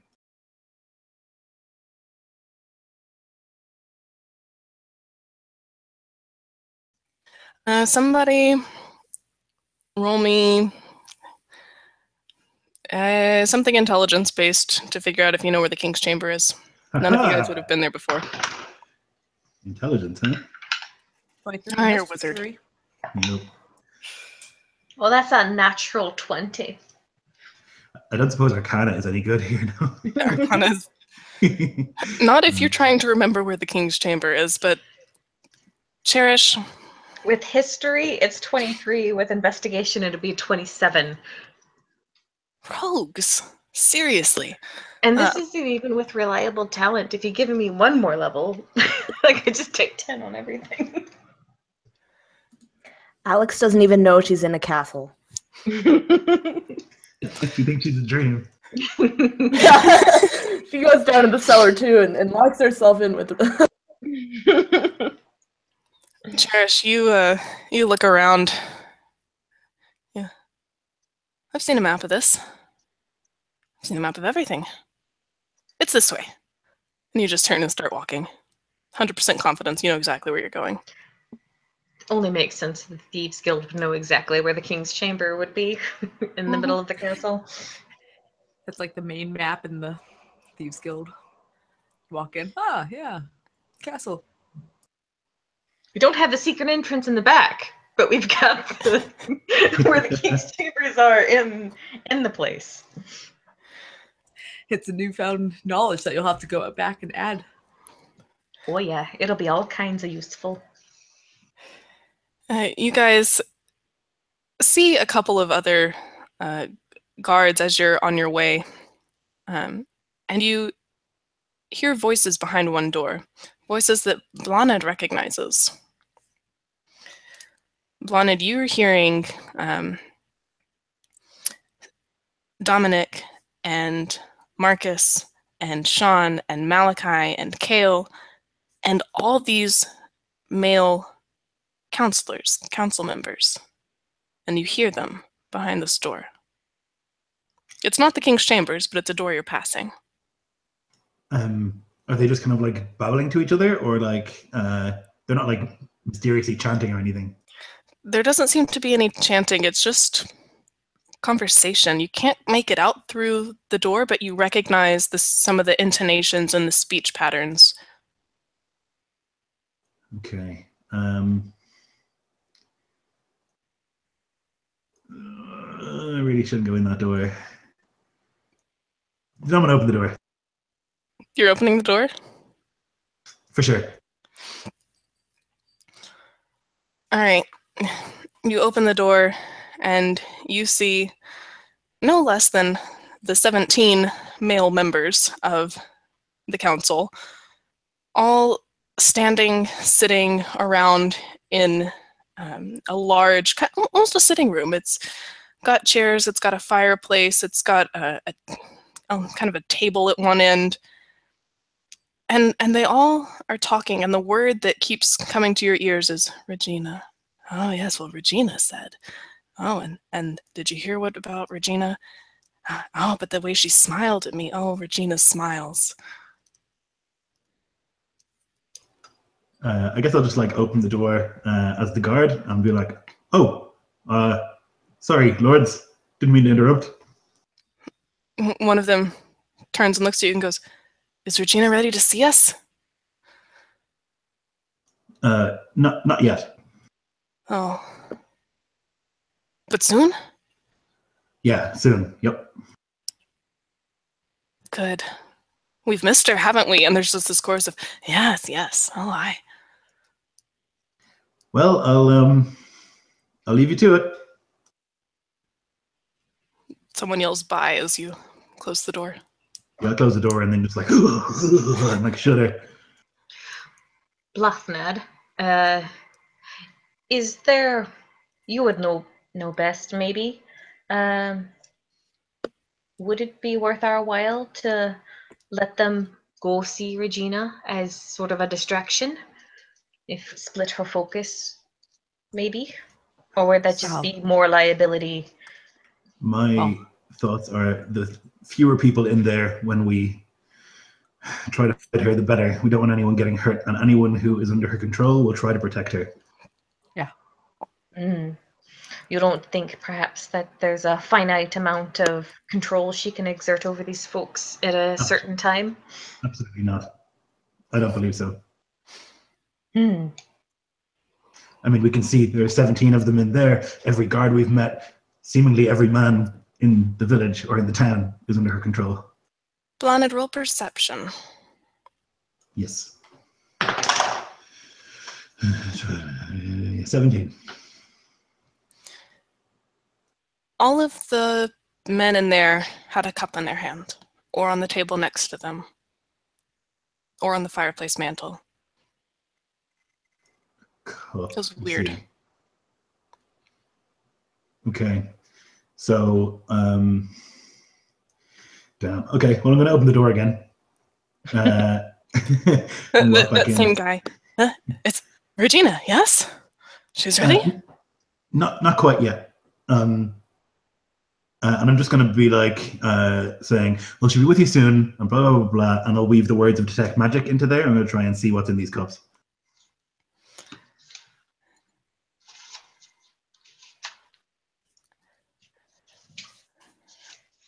Okay. So you... Yeah, it just shows if it's magical, right? Nothing specific. Yeah. The guy that kind of comes up to you, you look in his cup and it is clear. Looks like water. But you detect magic and they're all glowing. It's not an insignificant amount of magic in every one of them. And the council member themselves all just have a faint aura. So it's supposed to show me the school, but I can only assume it's enchantment, which is like what I am a wizard of. It is absolutely enchantment. Yeah, so I'd be like, damn, yep, that makes sense. That's my wheelhouse. And I would say, I'm going to go and speak with Regina and see if she wants to see you guys, okay? Come back soon. I will. Clunk. Yeah, and you can roll Arcana if you want. Absolutely. 8 and 9 is 17. It's familiar to you, but you can't quite place it. Okay. Yeah, it's probably within my area of knowledge, but I can't remember exactly what the spell is. Yeah, it's definitely enchantment magic. You may have used it, probably not. So if you feel like if you'd used it, you would know what it was, but you can't put your finger on it. Maybe if you tried it, but that would be foolhardy. That's not happening.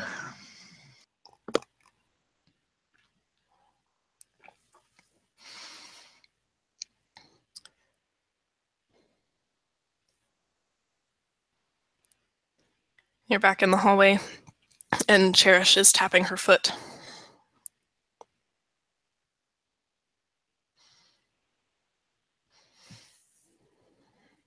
Are we done playing do-si-do with the door then? Yes. Now we'll turn and head towards the chambers. It's not long. You come to a pair of guards at a hallway. Are any of them the disguises that we're using? Let me roll a d100 and find out. Why did I give you that idea? I don't know. It's a great idea, though.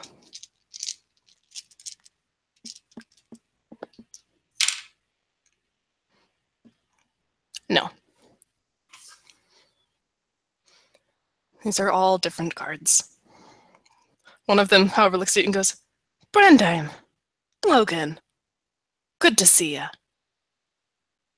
Hey there. What are you doing here? Why are you here? Well, we're supposed to be patrolling here. No, it's me and Tommy.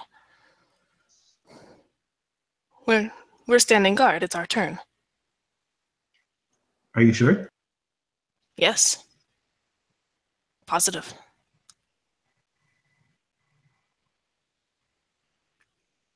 If you'd like to just go to the throne room and wait, you can, but it's our turn.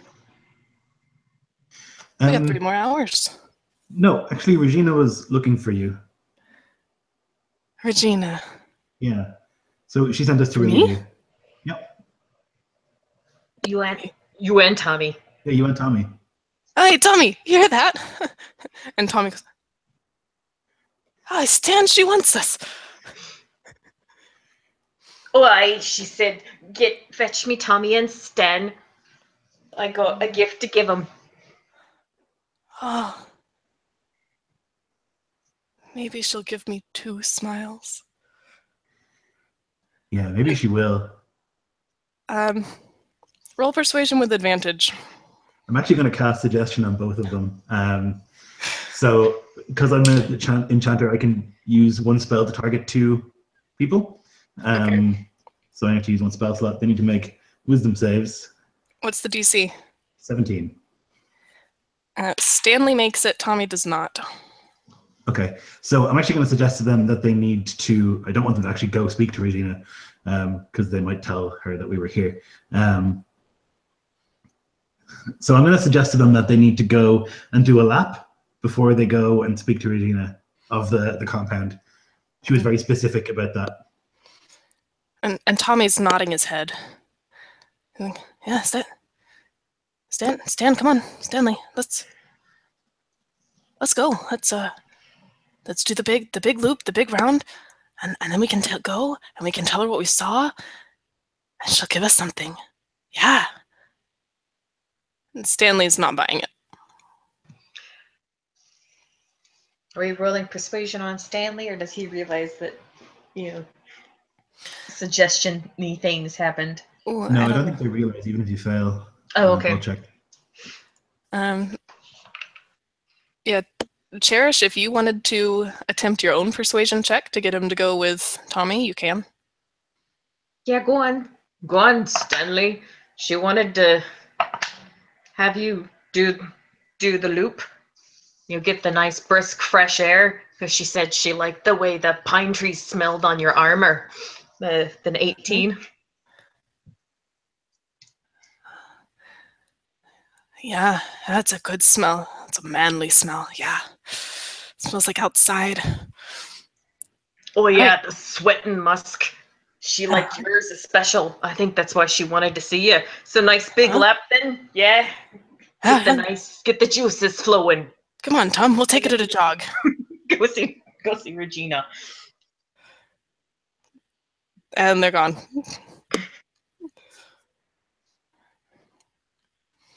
Is the door locked? It is As locked. soon as they're out of sight. It is locked. You can roll sleight of hand and With my thieves tools, that's gonna be a 5 plus 8, 13 plus 17 altogether. it's enough. Because rogues. Yeah. With a 13 modifier, I mean, it actually takes you longer than you expect. You get the feeling this lock is tougher on purpose. But you get it open, and the door swings in, and you are in a large kind of suite of rooms. You're in a sitting area. There's a desk. There's another doorway with a door that's half open, and it's through there you can see a bed. And there's another doorway off to your right, and you think you can see stonework, maybe marble. It might be a small bathhouse.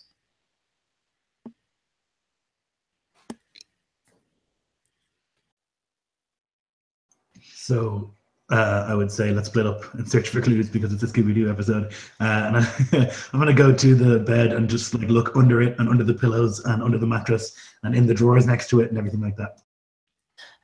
Everybody roll investigation. Can I actually stand guard? You can absolutely stand guard. Everybody else roll Yeah. investigation. That's a natural 20 plus 7 for 27 all up. Cherish, what are you investigating? I'm looking for any secret hidden bits. Like in the walls or, in all the normal places that nobles like to think that they have hidden, but they aren't so clever as they think. Milani, what were you investigating? I was thinking if there's like any shelving, any books, she'd be kind of perusing through there just because she's kind of a book person and figured if there's anything to be found in there, she'd find it. Yeah, what'd you roll for that? 13. So, books! Yeah. Milani, This paper of nothing important. they seem to be pretty dull texts. Some things on ruling, or something about taxes, something else about canals, something about mountains. It's all pretty mundane. You get excited for a second because you find a sheet of paper, and it's a rather rude drawing that somebody made when they were bored. Okay. So just gotta I'm back like I'm not getting anything over here.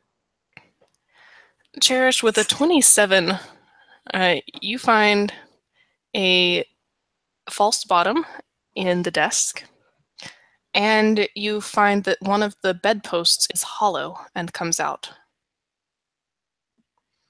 And there's something inside both of those. Blonid, you are investigating, you said like under the bed and everything? Yeah, literally all around the bed. I figured that this demon is like it's a sex demon, right? So if there's going to be anything, it's going to be around the bed. So like under the pillows, inside the pillowcases, under the mattress, all around the bed. Yeah, you find it's underneath the mattress. There's a small sachet and it's made of velvet and it's tied up with string. I will take it and open it. Inside, it looks like it has a rat skull. There's a sprig of a plant. There's some dirt, maybe some ash, and there's a chunk of hair and a small vial of blood. Okay, so I'm not necessarily a good person, so I'm going to take the vial of blood and the hair and put them into my component pouch, but the rest I'm going to put in the ground. I'm going to stamp in it, and then I'm going to cast Dispel Magic on it. There's a small... and you don't get any more magical presence off this particular item. Okay. You also notice that underneath the bed there appears to be something scratched into the floor. It looks like a runic circle of some kind. Oh boy, I want to read it, but I might go insane if I read it. It's a tough call. You would have to move the bed to read it all the way. I mean, I'm going to have to do it. But I can't because I'm little. So I would call for some help trying to move this bed. It's like a huge 4-poster bed, right? It's not your, yeah. It's probably when Cherish is helping her move the bed that she discovers the hollow bedpost. So what is in the bedpost? In the bedpost, it looks like it's something pornographic. Oh my. It appears to depict the king with a variety of women in very interesting poses. Sometimes more than one of them. What is this, you Bloodnab? I'm just cheesing ya. However, the desk revealed something more interesting to you. Mm-hmm. There was a secret compartment, and inside it was a piece of paper folded in half, and it is in a language. Everybody just tell me quick, what languages do you know?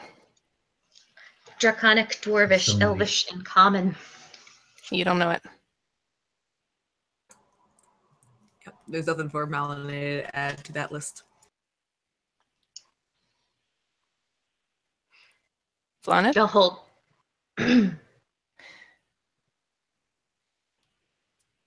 I'll hold it out to the councilwoman to see if she recognizes any of the letters on it. Vlanet, you can read it. It appears to be a statement of intent or a contract. It's not your native language, so you're not entirely clear on all the grammar and everything about it, all the details, but it seems obvious that this is written in the demon's own hand. And there's blood at the bottom. Now, what I know about demons and contracts is not a lot, but my assumption would be that like the blood seals it magically. And then the question is, do I think that I can undo that contract or make it like no longer valuable or working if I was to like destroy or disenchant it? Roll Arcana. Yes. Well, before you get twisty, what's it say? It's a contract. Did the king sign it? Or is it something we can use against the demon if it doesn't hold up its end of the bargain? I assume it's basically like I would like power and in return I give my soul is my guess. It is something to that effect. There are 2 thumbprints in blood at the bottom. Didn't exactly sign it.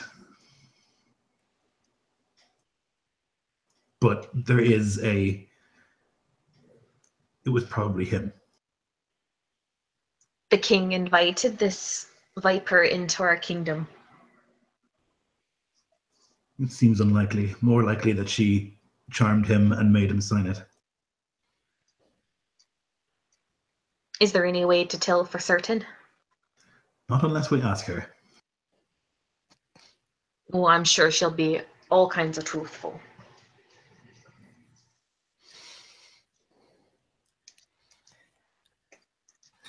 So anybody who's helping move the bed, give athletics.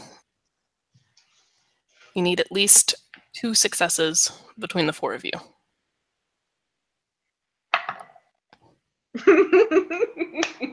So 1. I rolled a 2 minus 1. Okay. Yeah, I'm like, does Melanie even help with this? Because she has -1 too to strength, and so it's like, oh, sure, why not? What's a dumb Fun. stat? Sure, it's strength. 6. Yeah. So I think These flimsy Alex women.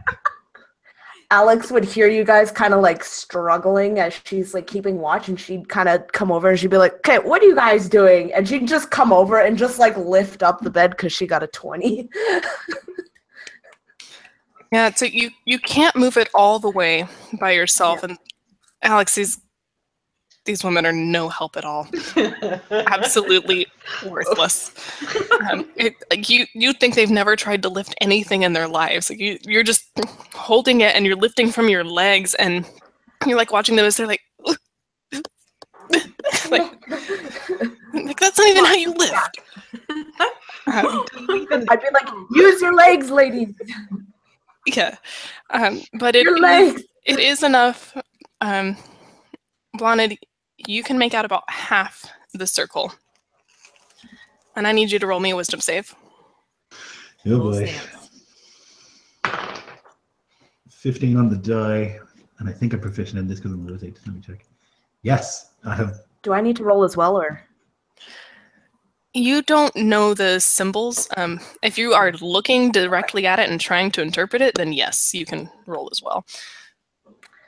I feel like Alex would, only because she's kind of not smart. So unless the councilwoman would say don't look at it, I think she would be. I don't know that she would have the. Well, no, she's smarter than I am, like a lot smarter than I am. So she probably would be like, "I'm going to look at this thing. Avert your eyes." Okay, so then yeah, she wouldn't look. So Yeah, Blana, what you can make out, your vision starts to blur, and the runes that you see look like they're on fire. You hear the crackling of kindling in your ears. You feel warm. You focus, take a breath, and the heat begins to subside. The sound lessens. And you are positive that this is either the way that she entered or something that helps bind her here. You can't make out all of it, but it's powerful. And it might be a direct portal to another realm. So I think potentially this is what's allowing her to stay here for so long. It's either what's allowing her to stay here or how she got here. You're not sure. Okay. Well, that seems really important, and I would take time to consider what to do with this. Like, if it's possible that I can just undo this circle and send her home that way, we don't even have to fight her. So I would I don't know, think about it and like really consider the options and like think about how I could undo this circle. Do you tell us what it is? Yes, sorry, I would say this is a runic symbol in her crude, hateful language. It's possibly what brought her here, possibly what's keeping her here. So you were saying before that if we defeated her, she could come back. If we destroy this, would it keep her from going back to her home dimension, plane, whatever it is you fancy folks call it? And would it keep her from going back so that if we kill her here for good, she stays killed for good? Words that make sense in an order that is proper grammar. It seems unlikely. From what I know is that this demon soul, as all souls, belong to something bigger and badder. And so it's probable that there's a demon lord that owns this demon and it might send her home now, or it might ensure that she can't come back. Oh, it's a pyramid scheme. I understand those. Yes. Everybody's got someone they answer to. Shit rolls downhill, even for demons. Mm-hmm. Right. Pretty sure that's like the basis of operations for some parts of the Thieves Guild. Valana, give me one more Arcana roll. Yes. 13 plus 9. Wait, you're better at math than I am. 22. Yeah, no, it's 22. Yeah. Okay. Destroying this will not send her away. You're fairly certain of that. You don't even think it would keep her from returning, but it might lessen her power a little. Right. Even the might is worth it, and so I would set to working on it. I guess I would spend the time to cast Dispel. That probably won't work. It's not strong enough. Yeah, I'll cast Dispel Magic on it. I don't know if I can do that in a ritual or whatever, but it would take longer than usual to try and make sure it's powerful. You can do it at a... This is out of character. You can do it at a higher level to ensure that it... Yeah, good call. I never play... okay. No, not Detect. Dispel. Just do if I cast... Sorry, I'm just going to slow the whole game down while I figure this out. No, it's fine. I don't ever really play casters, so...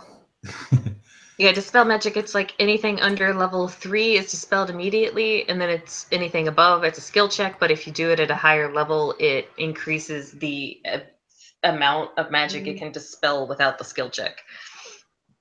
Okay, I don't think that's worth me using a higher slot for, because I'll still have to make a check, I think. So I'm gonna just cast a Spell Magic and let's see what happens. Maybe I explode.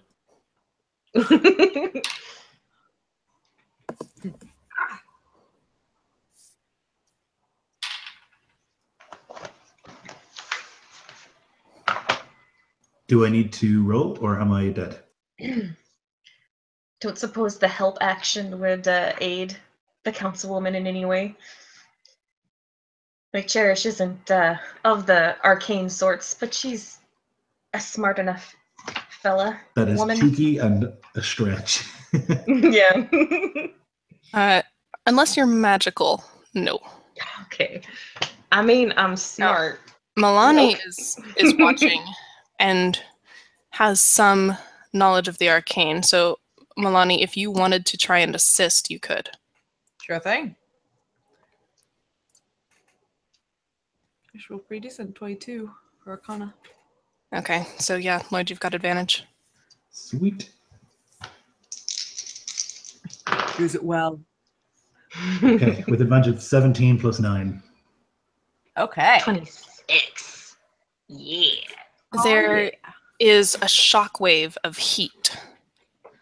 Everybody roll a dex save. Ooh.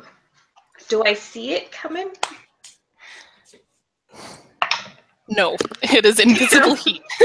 Damn. 22. 23. Oh no. We need the one with 11 to survive.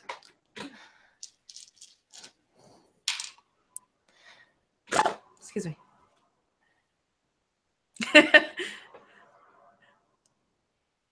Oh wait. Okay, Rogue survive. No wait, I don't have to see this one coming. Okay, 23. If I save, I take no damage. okay. So, Valana and Alex, you both take 8 damage, 8 fire damage. Milani, you take 4. Cherish, because you're a rogue and rogues are broken, you don't take any. She just Well, steps behind armored Alex. That's what it was. Alex took the brunt for that. Pushes her towards it. She looks like she can take a hit. Okay, Voned, in spite of the burst of heat. The runes seem to not be humming with that magic anymore. Okay, that's something. Maybe that'll help down the line. Who knows? I also destroyed that like weird thing in the bed. Maybe that'll help. It's all just hope. What are you guys doing now? Can I go to the door to see if the councilwoman's magical efforts have drawn any kind of attention from the throne room? You guys are Like, do I hear in a anybody different part of the coming? castle. So if there was any immediate reaction, you won't know it for a little bit. I am keeping an eye out for any sort of disturbance down the hall. Just in case. So are you guys staying here in the royal suite? I think we should go sharpish, because I think the longer we stay here, the better chance she has of realizing something has gone wrong and sending 100 guardsmen to get us. True. So where are you going? You said I knew of a servant's entrance or the king's like personal entrance to the throne, the audience chamber or whatever. Yes. So that we're not going in the front way. If you wanted to attempt to go in the king's private entrance, you could.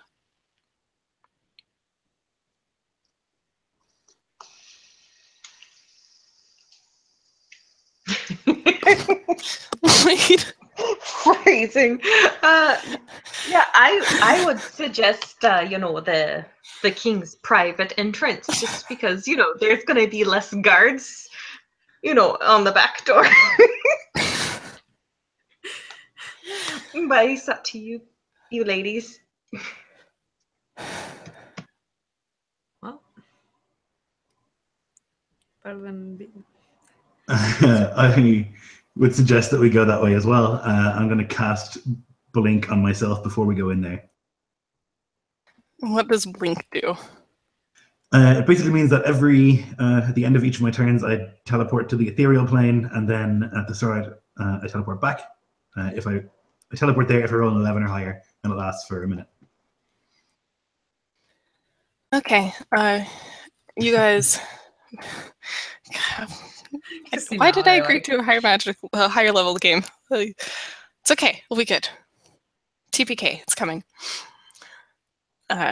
So you make your way through the castle. You're not going the way you came. You go down a side hallway. It's 2 lefts and then a right. And then there's another door. There's no guards. Alex, that puts you strangely on edge.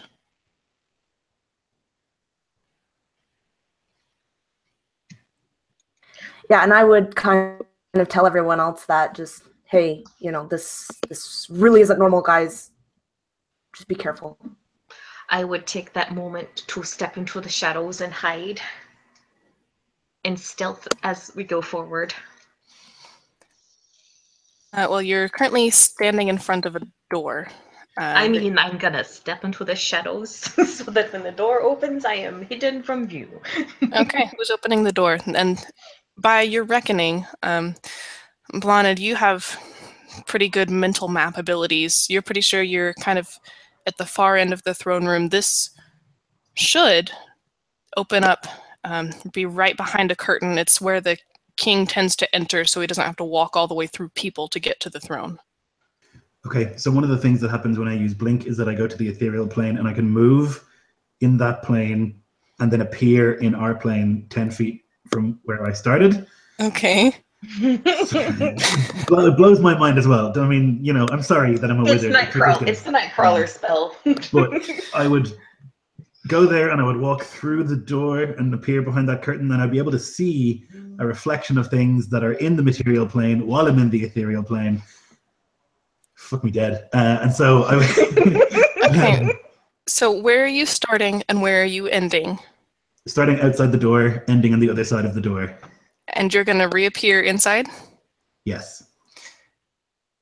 Okay, you might want to rethink that, because when you are in the ethereal plane, the throne room is not set up like you remember. There's no curtain. The thrones are against a different wall. There's a pool. There's a fountain. That wasn't there 2 weeks ago. It makes sense why people have been busy. Things are different. Okay, well, seeing there's not a clear place for me to hide, I'll just be like walking backwards through the wall again and appear on that side again and tell them what I've seen.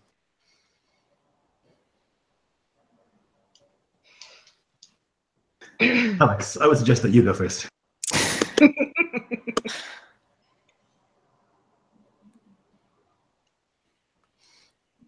So are you guys charging in guns blazing, as it were? Yeah. Yeah. Yeah. She's just gonna open the door.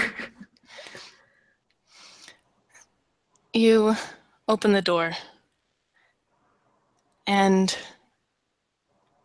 you're standing up on the dais. You should be behind a curtain. There should be a pair of thrones in front of you, but everything's different. To your left, if you're at the southern part of the room, over on the western part, there's a fountain. And there's a couch, a chaise, apologies. And the king is lying with his head in the lap of a woman. You hardly notice him. Your eyes are drawn to the woman. Her delicate hands playing with his hair. Her skin is tan, almost golden in hue. It's strikingly exotic for this cold climate. Her eyes glitter like emeralds. And as she watches you, a sensual smile forms. She leans forward, lips brushing the king's ear, but speaks loud enough for you to hear. Look, my love, visitors. They've come to pay homage to your future queen and bride.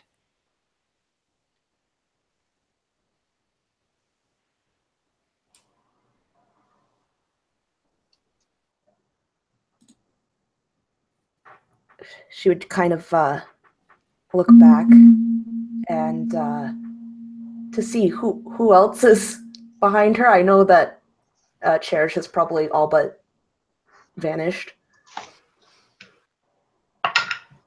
We have 27 on my stealth. Yeah, I don't even. I forget that you even came with us. Like,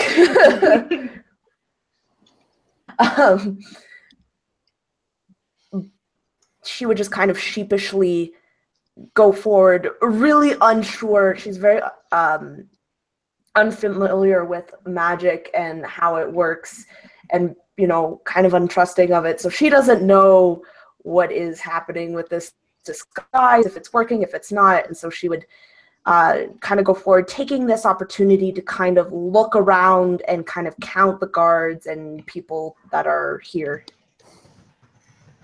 I would say we have, resplendent and radiant queen, come to pay homage to you at long last.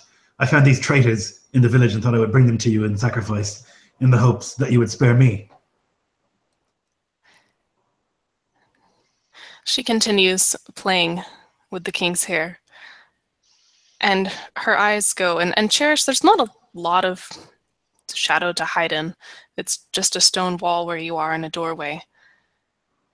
And she looks straight at you, looks straight at Alex, looks at Milani, looks at Blanid. You can feel her eyes almost peering into you. And she holds her gaze with Blanid and laughs.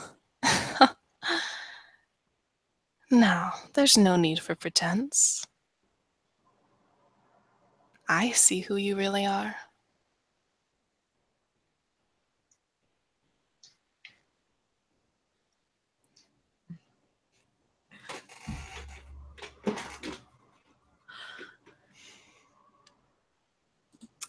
Alex is just speechless. She would look to Blonde to like, she's the talker. She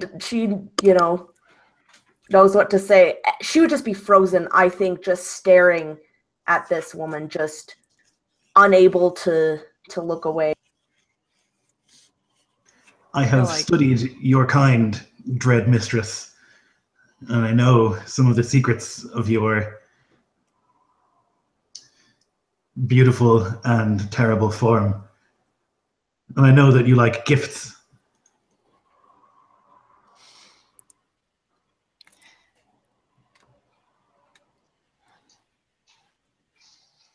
If you know some of my secrets, then was it you, sorceress, who was in my chambers? Who disrupted my rune? Of course, I had to prove my resourcefulness to you, O dread mistress.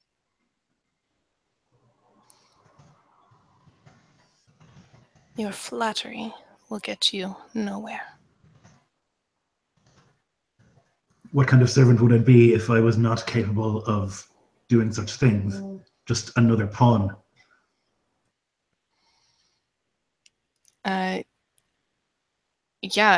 Cherish, if you want to insight check Blonded and see, Blonded, you could send me PM or you could just say it and trust not to meta. 17 insight.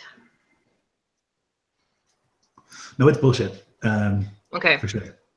But I just think that we have more time if I'm nice to the demon than start throwing shit. I think that Alex would look at you. She is not, like I said, the brightest pencil in the tool shed. So, she would just look at you and like in horror and disgust and be like, we all trusted you. How could you do this? He like puts a hand on her shoulder, just kind of giving high, like, shut it. Your hand goes through the illusion and you pat the shoulder that's about 6 inches below it. I have fooled them perfectly, mistress. I have shown them nothing but loyalty until now. I thought that this moment of doubt and horror would please you. Regina sits up a little bit, tilts her head to the side, and she looks at Alex. She looks so intently, and she looks at Blonde. And she sits back and she smiles. Perhaps I misjudged your initial efforts. What is your name? She looks at you, Blonde. Anya. Anya. Anya, you need not die in vain. You seem willing enough, capable enough. I saw this city from afar. I knew that it was ripe for the taking. Accept me as your queen. Support my rule. And you can continue your little existence, assisting me. Might I know your name, mistress? For surely it is not Regina. Regina is the name I choose.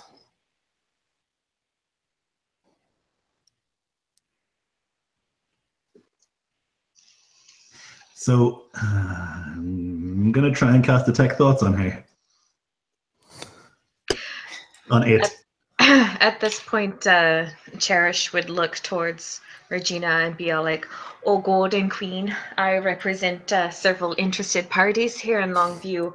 We like to take the long view of things, as it were. And, well, we just want to return to business, if you know what I'm saying. I'll accept you as my queen if you can guarantee to me and those I work for that this disruption in the flow will settle soon."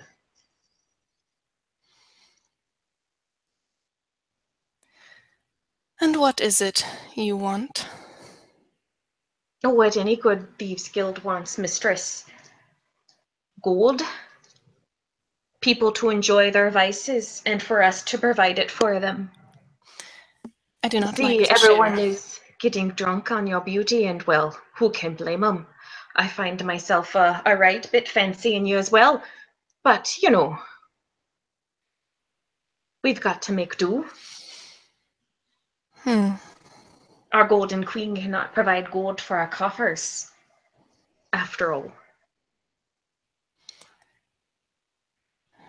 She leans over towards the fountain and trails a finger in it.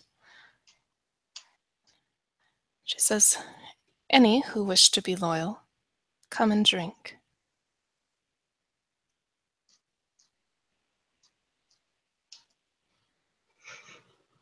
Now, Blonde, tell me about detect thoughts. So I get her surface thoughts, whatever those are. And I was trying to do it the second I asked about her name, so she might she won't because she's a demon, but she might inadvertently think about her name for a second. And that just happens. But if I want to go deeper, then I'd have to make a roll. Yeah, no, the surface thought you get when you ask her is insolence. Yep, figured. I'm not going to push any further because she might realize it. I'm going to walk over to the fountain.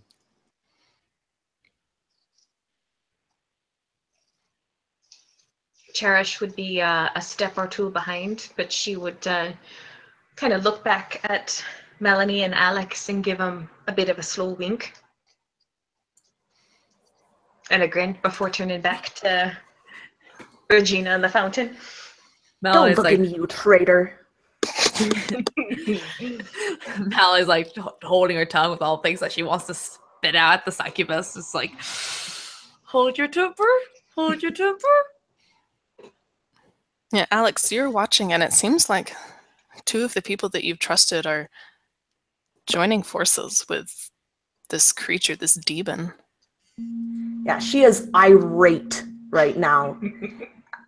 She is seething with anger, and she would probably unsheath her weapon. What I'm going to do is, sorry, go ahead.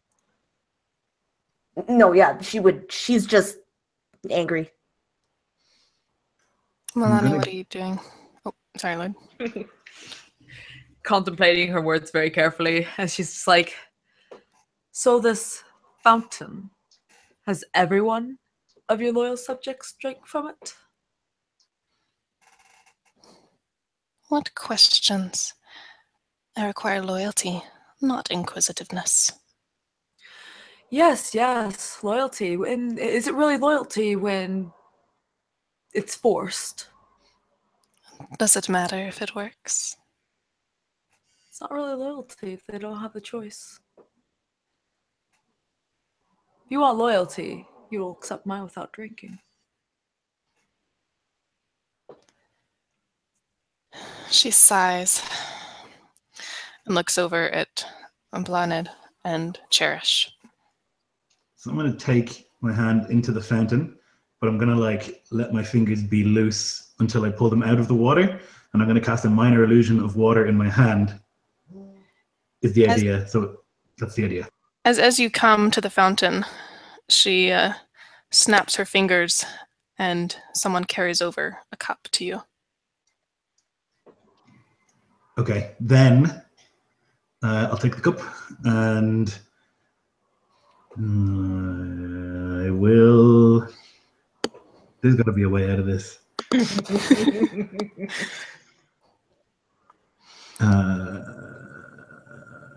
Yep, I'm going to create a minor illusion of the part of my body and the floor that's in front of me, and then I'm just going to spill the water down that. I want you to first roll a sleight of hand for casting the spell without her noticing. Yes, absolutely. Hopefully I'm good at that. That's a fucking critical hit. Unbelievable. Okay, so the next thing is wait, I need the number. So that's going to be 20. Let me check. And is Dex. Oh, that's good. 23.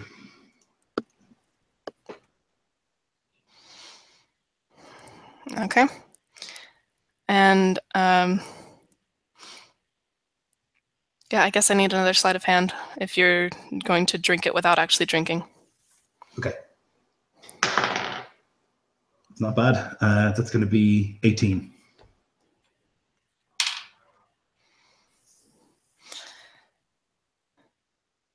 She looks at you and kind of smiles, and then looks over at Cherish. That'll be a modified 20 on my sleight of hand as she raises the cup and kind of places it above her like lip, but like using her hand to hide the rim of the cup from view, and then mimicking the throat swallowing muscle movement thing, and then lowering it and wiping her face with the back of her hand so that none of the liquid actually touches her lips.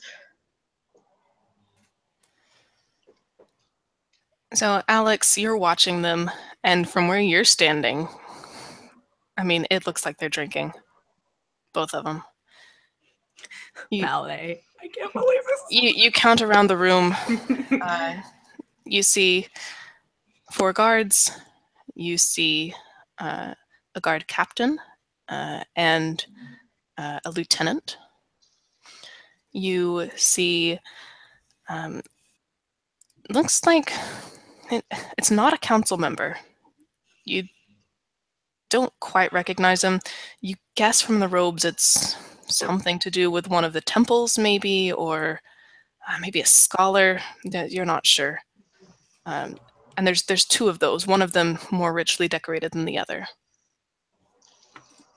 Yeah. Sorry. I was going to say, as I was drinking from the cup, can we say that I had my fingers crossed behind my back so that the others could see? I think Malinae still feels pretty convinced. Like, she's kind of like, shoot, they really did. Like, I thought they were just BSing her, but shoot. And so, like, she's like on the verge of like tears. Yeah. She's just like, I just want my brother back. That is all. Yeah, Alex would say, well, if I am going to be a sheep brought to slaughter, then I may as well take as many of you down as I can. And she would attack. Okay, I want everybody to roll initiative. The magic word. 21. Okay, just put it in the chat. Okay.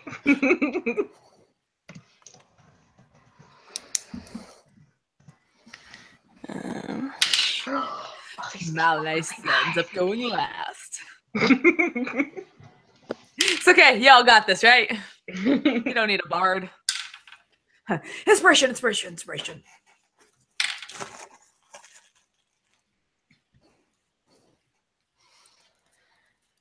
Okay. Alex, you have your speech, and her eyes flick to you briefly. But Blonded, you notice that they haven't left yours. She's been staring at you the whole time. She watched Cherish briefly, and then back at you. And it looks like you're up first. Well, thank God. Seeing Alex move forwards, I'm going to say, Mistress, I'll protect you. And I'm going to cast Protection of Evil and Good on Alex, protecting her against fiends. So that means that fiends have disadvantage to attacks against Alex, and she cannot be charmed, frightened, or possessed by them.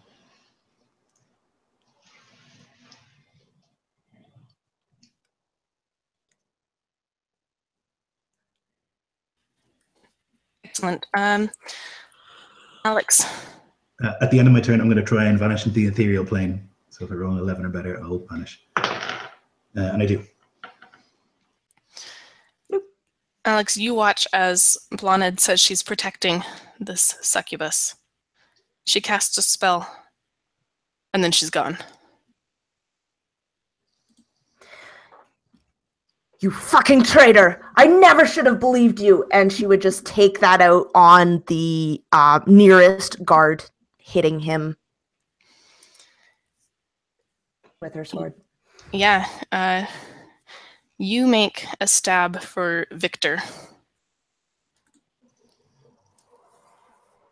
What with all That's a this 13. guilt trip that I got about, like, you know, stabbing some poor guy in the lungs, and you like, fuck all these assholes. Yeah, Alex is Would angry. absolutely kill him in one hit. It's okay if the fighter does it, but if the rogue does it, suddenly it's a big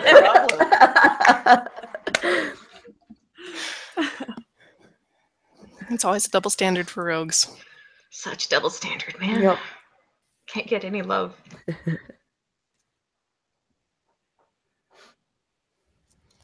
Okay, so what was your to hit?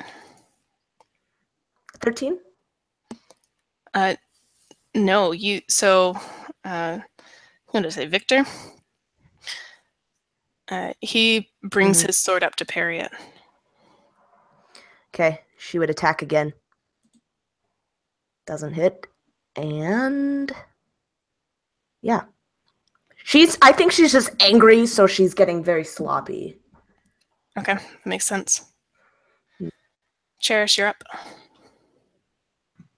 Okay, Cherish is going to turn and face Milani and Alex with like this shocked look on her face and be like, how dare you attack the mistress, and throw out her hands as though she's protecting Regina, but like she's just making a big display of herself in front of her. So that's my bonus action to help distracting Regina, so anyone who attacks her will have advantage, and I'm going to hold my main action to attack her when somebody else comes up to hit her.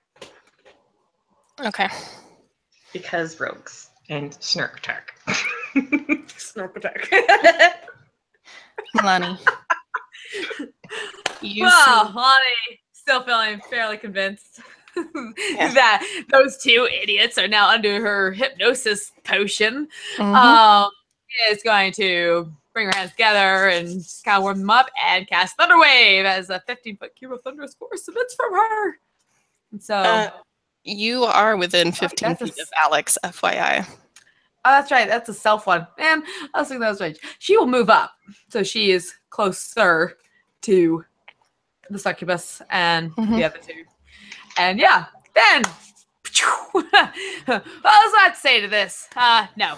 And they have to make a con save. All right. And what's the DC? Cherish? 14. Ooh. Ooh, that's a 4. Ouch.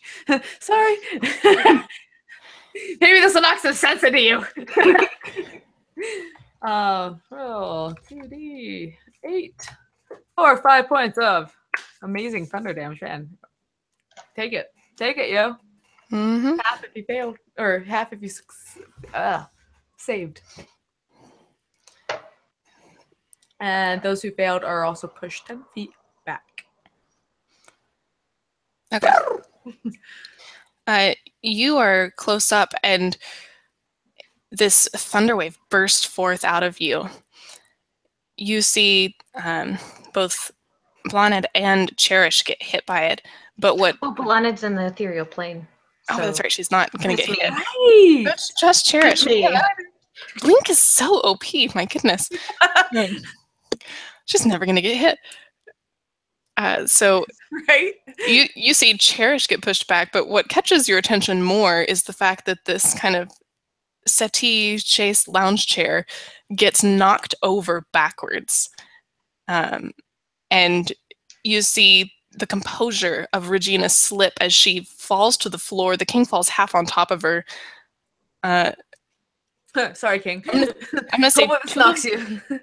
Two of the guards and the king are both going to spend their turn like fawning over Regina and helping her up. And while they're like doing that, you know, oh no, my queen, Cherish is gonna look at the two of them with like these like murder dagger eyes and being like, how dare you do you not, and just kind of like with this frustrated look, but trying not to tip her hand too much. Okay, Milani, you've blasted Cherish back, and she's giving you the evil eye. Yeah, I'm like, can I do a insight check?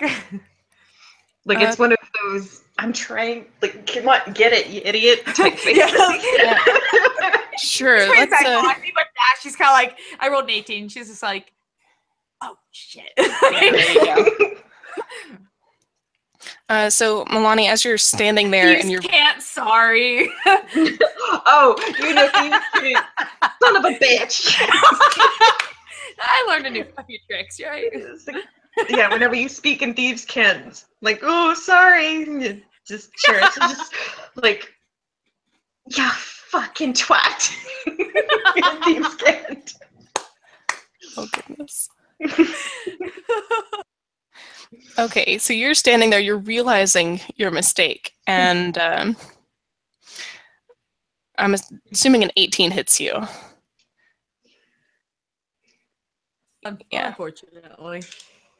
So you are caught kind of in your side for 6 fire damage as this one of the men in robes, the younger one in the less opulent robes, as he blasts a firebolt towards you, and it catches you in your side. You said 5? Yeah, 6. So 2 of the guards are going to help Regina because she's knocked over. One of them is currently engaged with Alex. And Alex, I'm pretty sure a 12 is not going to hit you. And the other one is going to go up and try and also attack Alex, and also misses. So, Alex, you are now beset by 2 guards. You are managing to parry and kind of dodge. It helps that you know these guys, like you know Victor, you know Peter. You've been with them before, you were trained with them. You recognize their fighting style. The guard captain, however, is going to come up and get you in the back.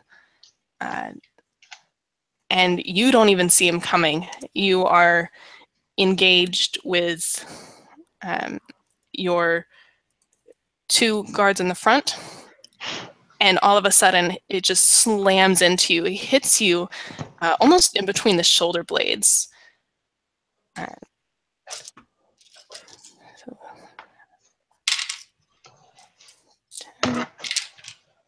Oh, geez, I'm sorry. He crit you, actually, so it's a lot of damage. So he's critting you for 23 damage.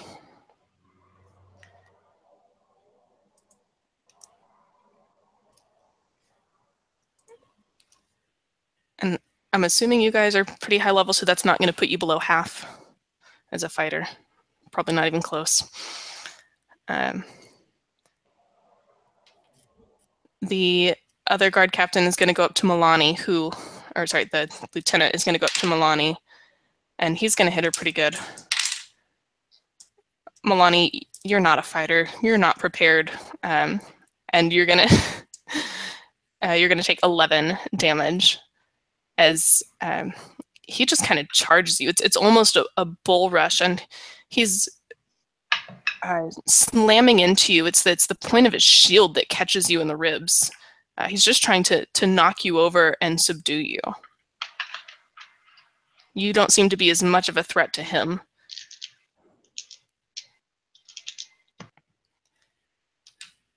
Regina's going to spend her turn standing up, and then she is going to disappear briefly.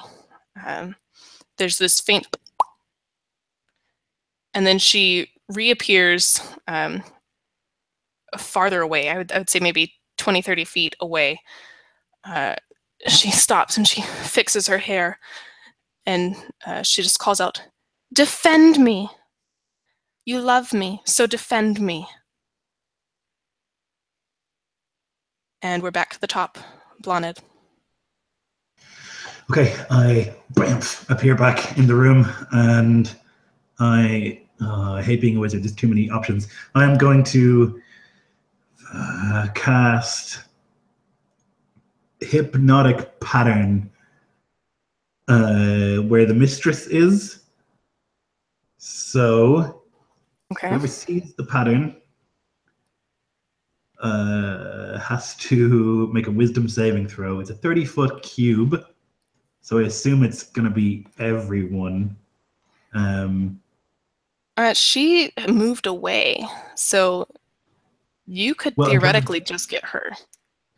I don't want to get her. I want to get the other people, like Oh. the group of guards and wizards and whoever else is there. I want them to like not get involved and not have to kill them. Is the hope here? Okay, so the way it's set up, there are 3 people currently attacking Alex. There's 1 person attacking Milani. You could get those 4 in a grouping because they're about 15 feet apart. Or you could get Milani and her attacker and the 2 guards and the king. Or there's a wizard and a mage and a mage apprentice that you could get, and they're kind of across the room. Okay, I actually won't do that then. I will instead cast Bestow Curse on the succubus.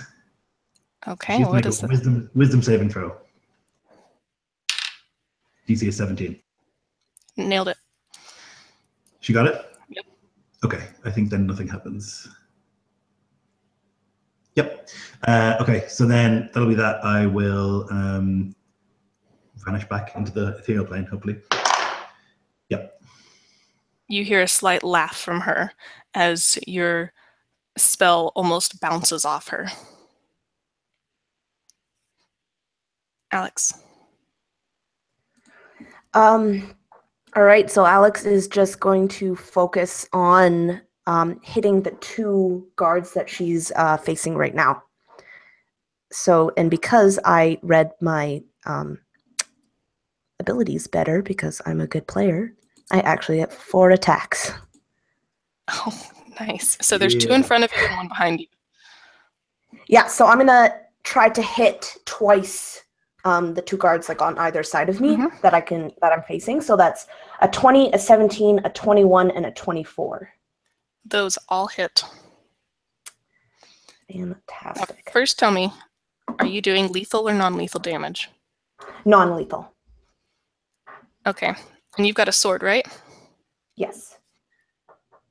So here's what I'm going to do, because I think the fact that swords can do non-lethal damage is really silly. It's a big blade. If they get to 0, I'm going to have you roll a d20, and you're going to call high or low. Okay. Or actually, I want you to call it, and I'll roll it. That's even better. Yeah, okay. I get to roll, and I get to decide if they live or die. All right. And if you get it right, they're good. Yeah. And if you get it wrong, they're done. Yeah, that makes sense. All right. So the first one is going to do 16, then 13. So that's, whoa, math. Okay. So that's 29 to the 1. Oh boy. Okay.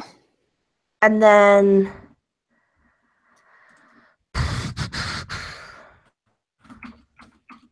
29 to the other.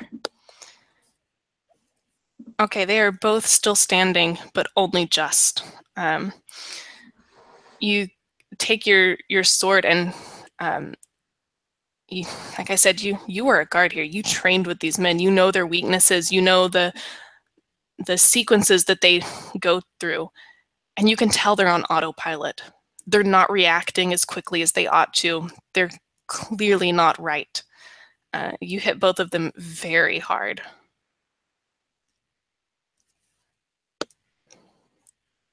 Cherish. So closest to me is Milani, and she's being attacked by 2 guards, right? Just the one. She did also get hit by a firebolt Okay. from a little Yeah, I mean, he looks like he's 17, kid across the room. Okay, well, since there's nobody over there by the queen, I am not going to go over there and get my shit up in her business just quite yet. So I am going to jump at the one that's attacking Milani and try to knock him out with the blunt end of my dagger. That'll be a 24 to hit Hits.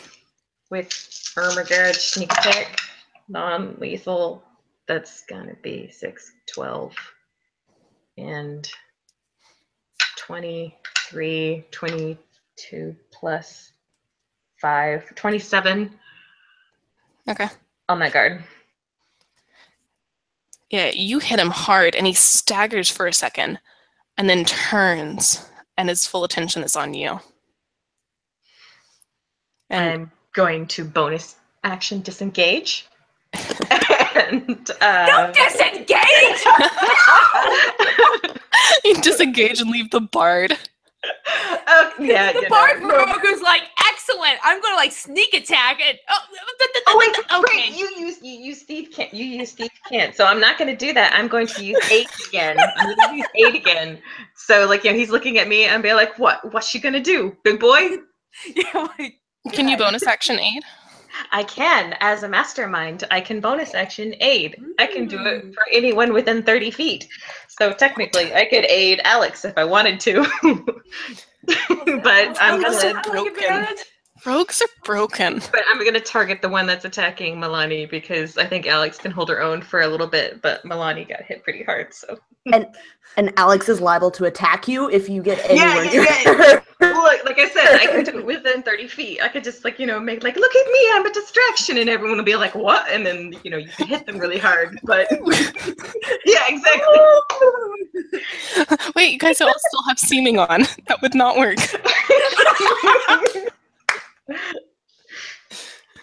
So yeah, it would with the illusion, it would just look like he's trying to peel up a breastplate, and everyone would be like, what's it? And then that would be distracting, I think. But yeah, aiding so Milani can have double advantage on her attack since I'm right there in his face. oh yeah. Well, she rolled 25 to hit, so I'm pretty sure that does with 5 from the knife. But as she uses the butt of her knife, trying to follow yeah, we're not trying to kill these guys. But down you go, into the back of the head, and 5-15 with 10 more from sneak attack, so 15 total. Yeah, and that's on this guy. He is looking like he's panting pretty hard. He's just lie down. He's got a little trickle of blood, like coming from where you guys have hit him on the head. If we hit him really hard in the stomach and make them throw up, will that give them a save from that water they've drank? There we go. Just knee them. Right. You suspect it might take more. Oh, okay. I sleep it off. Let's see. Cherish, what is your AC? 18. Okay, you are there kind of shoulder to shoulder with Milani, and you feel your hair move as a firebolt goes whizzing by, and you see that kid over there. And he's just shot another one at you. Alex, the two guys that you're fighting, let's see that one. Are gonna attack you again. They are working pretty well in tandem. Let's see, 15. Ooh, that's a 6, not a 9. Let me recount that. That's really high for 2d6. Okay, there we go. So 9, oops, and that's 18. Oh, wow, I'm rolling really well. And another 3, 30. So they are, between the two of them, just pummeling into you. One of them does swing for your head, and it just whoosh as it goes through the illusion. And let's see, the guard lieutenant who is with Milani and Cherish, he takes kind of a swing, but he's clearly off balance. It just goes wide, as does his second one. Alex, you're anticipating the blow from behind, and you dodge out of the way, and you can hear the blade whistling as it just brushes past your shoulder of the captain of the guard behind you, Kaysen.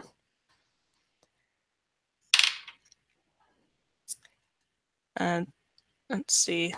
Milani, you said your AC was 16? 15. 15. Okay. There is another blast of fire. And you're going to take 6 more fire damage. And this time it's the man in the nicer robes. He's got a short cropped gray beard. And he has his hand out, palm facing you. And he looks like he's almost showing the younger guy how it's done. The king stands up, and he immediately moves towards Regina, not wanting to be parted from her. Back to the top, Blonid. Okay, I'm going to try it. So I'm going to appear back, and I'm going to have been muttering to myself these various incantations. Finally, I will point at the succubus and cast banishment. She's to make a charisma saving throw, which I'm sure she's going to ace.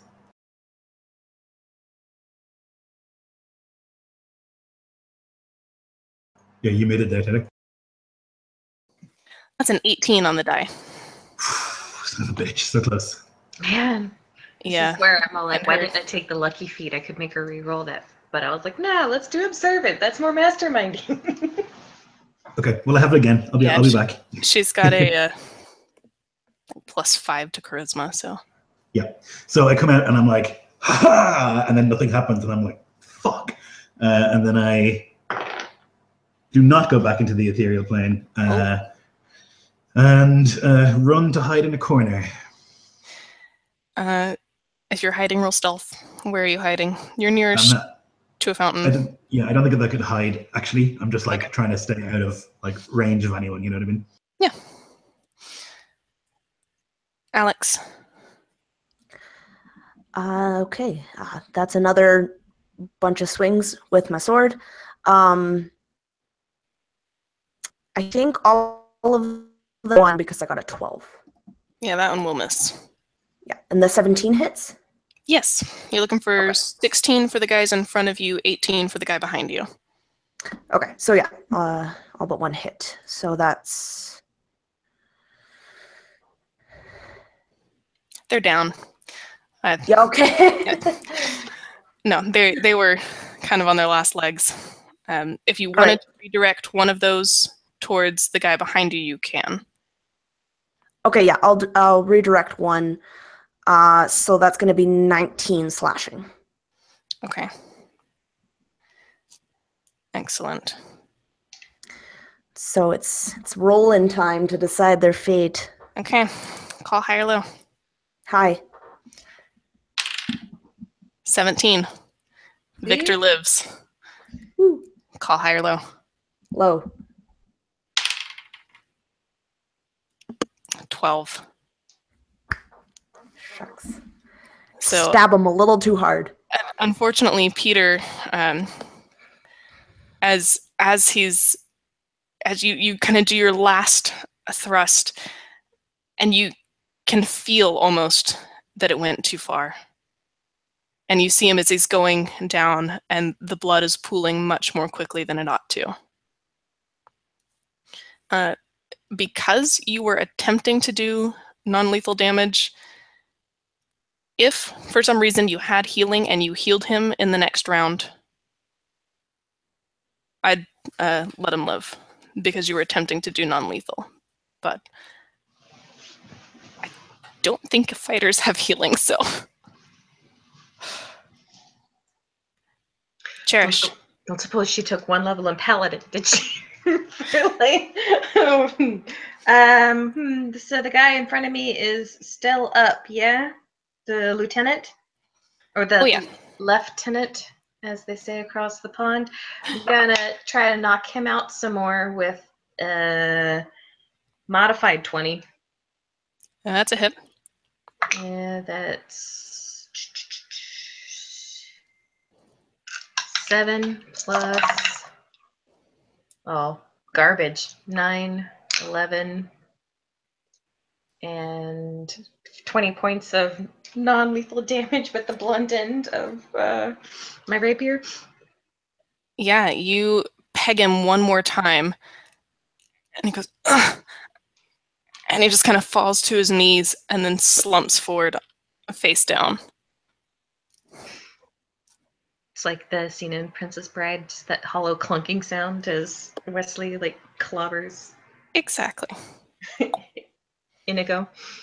And then I'm going to, there's nobody else around me. And Alex took down 2 guys, right? So yep, she's got 1 on her. There's a mage apprentice, there's the king, and there's 2 more guards that are behind, like near you, and they look like they're going to engage with you in the next minute or 2, next round. Then Cherish, in her disguise as the guard, is just gonna just kind of puff up her chest and look at the 2 guards and be like, I bet you guys can't hit the broadside of a barn. And that's a bonus action help for anybody within 30 feet trying to attack the one closest to me. Okay. Curtis.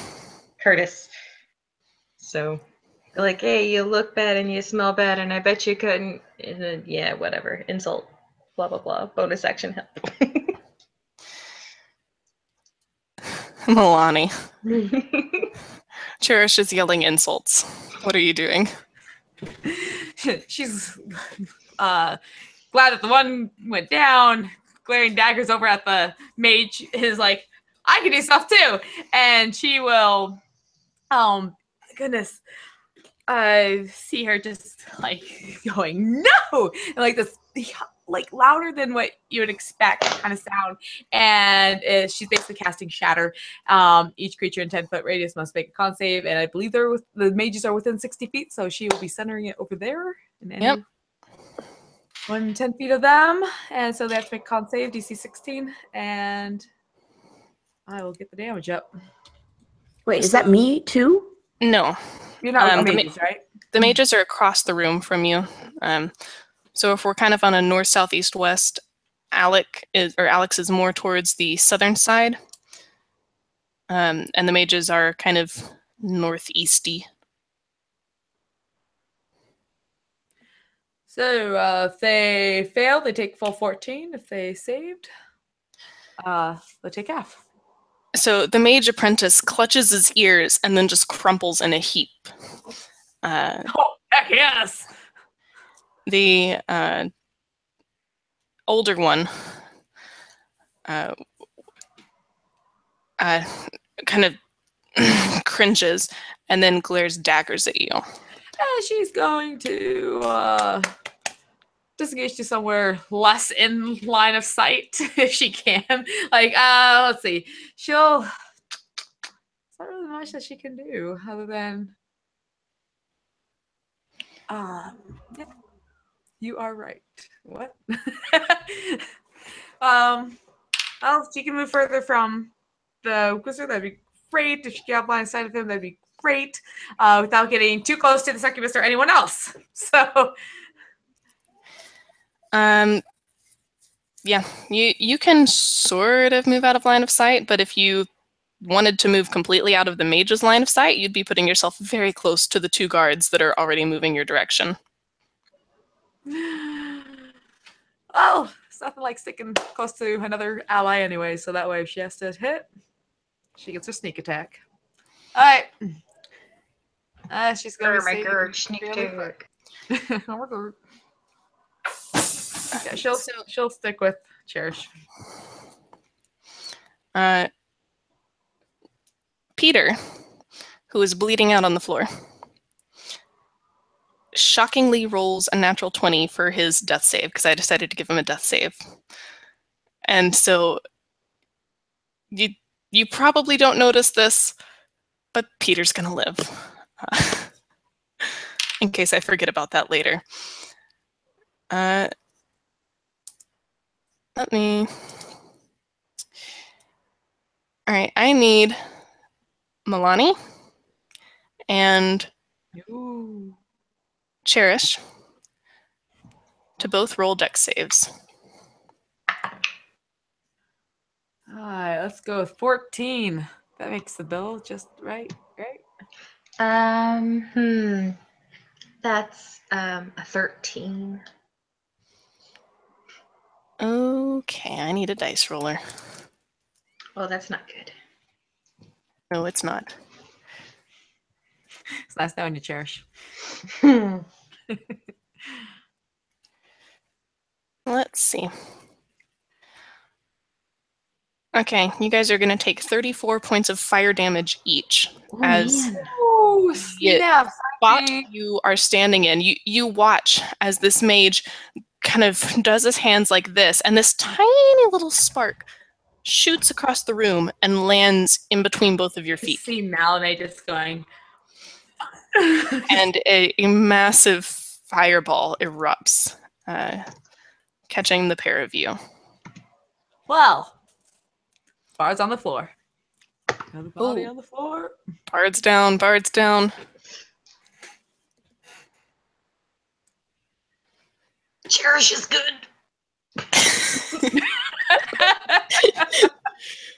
She says with singed hair, no eyebrows. But it's okay because you've got seeming on, so no one can tell. You look exactly the same. Yeah, and I've got a disguise kit at home. I can make really good fake looking ones later. Make new eyebrows. Okay, so let's see. Alec, the guy who's behind you is completely thrown off by this fireball. You feel him kind of stagger just from the sheer heat of it. And he swings, but it just goes wildly wide. Wildly wide. I like it. There are two guards who were aiming to rush towards Milani and Cherish, but having seen the fireball explode, have redirected and are now coming to you. Oh wait, no, Blonid. Where is Blonid? Because you didn't blink out this time. By the fountain, right? That's what you said? Yeah. Okay, so they're actually going to go for you because you're going to be closer than Alex. And is a 15 going to hit you? Yep. Okay. That is 10 damage slashing. Ooh. Oh boy. One of them kind of staggers. It's that fireball effect. He staggers, and the other one manages to catch you with this blade. Okay. You all hear Regina laughing as she watches Milani fall to the floor. Blonid, it's your turn. Banishment again. Charisma save, please.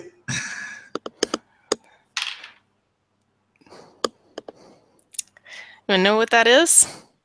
No. That is a natural one.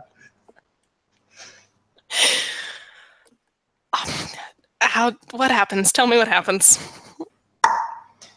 So these two fucking guards are trying to smash her up, and she's like she gets stabbed in the shoulder, but she's like chanting, she's like sweating from the heat of the fire, and she manages to incant these words in Draconic, very guttural, rasping, and then finally she like says it, and you can see, I don't know if it works or not, right? Is she gone? Is that what happens? Or Yeah, she rolled a natural one. I think she's banished.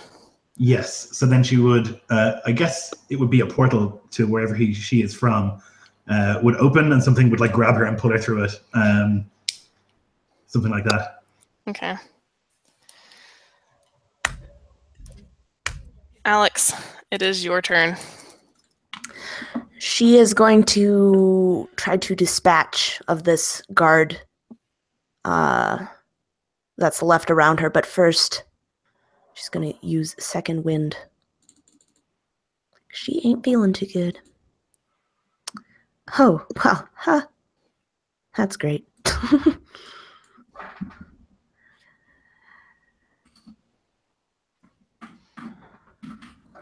So, this guy's the one with the 18, right? Yes. Okay. All right, so she hits twice. 14 and 14. Okay. Yeah, you're hitting Caden, I think. And he is looking pretty seriously injured. He's breathing heavily. His eyes are glazed over, and you're not sure if it's from the pain or from whatever magic the Regina has done. Mm-hmm.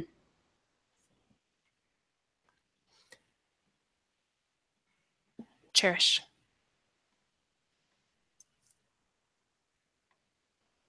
Okay. So Alex is good, I think.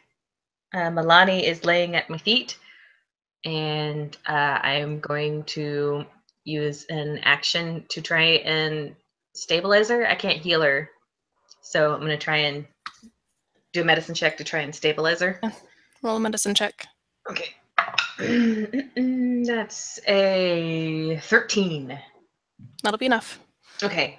Like, take off a belt or something and staunch the bleeding or whatever it is.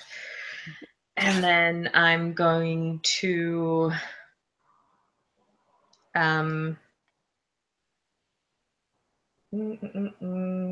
with my bonus action, I'm going to dodge, keeping an eye on that mage again. Just prepared to get out of the way of whatever might be thrown in my direction. Mm-hmm. Milani, roll a d4.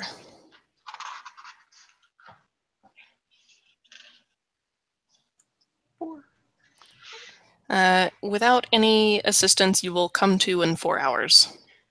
For now, you are not in any immediate danger of dying unless you take more damage. Okay. So, let's see. Now, Blathney, did you blink out? Yes, I did. I rolled a 12. Okay, good. Because otherwise you were in trouble. So the two guards that were there in front of you are just kind of looking around in shock. And everybody just stops for a moment. They're not hostile. You don't think. They're unsure. They're looking around. They're looking for Regina. And they're talking to Regina. Where's Regina? Regina, where's Regina? They're getting very anxious. Cherish will say, "She went outside for a moonlight stroll and she wanted y'all to join her. Did you not hear her say it? I heard it clear as day." Are you attempting to persuade them of that? Or deceive them? Roll for it. Okay. Maybe not. That's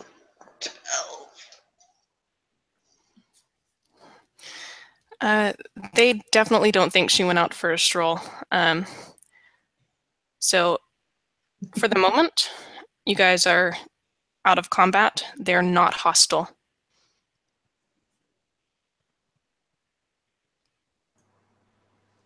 So I guess I would like appear again at the start of my turn, and I'll just be like looking down at the ground, and I'll be like muttering these words over and over again to try and maintain the concentration to keep her there. And I'll just be for as long as I need to. Okay, you can see that although she is no longer there, the men still seem to be entranced. The king is dazed. He was never hit by anyone, and he's just looking around kind of wide-eyed.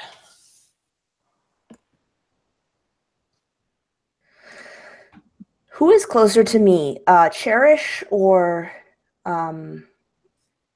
Blathney? Blotnid. There we go. Yeah. Thank you.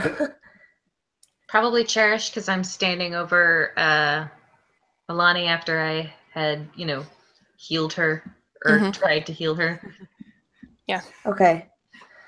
So Alex, I think upon the soldiers kind of muttering to themselves, she kind of gets out of her anger a little bit, but she sees Cherish, and she just kind of points her sword at her and is just like, You have 5 seconds to explain yourself, or I am driving this through your black, putrid heart.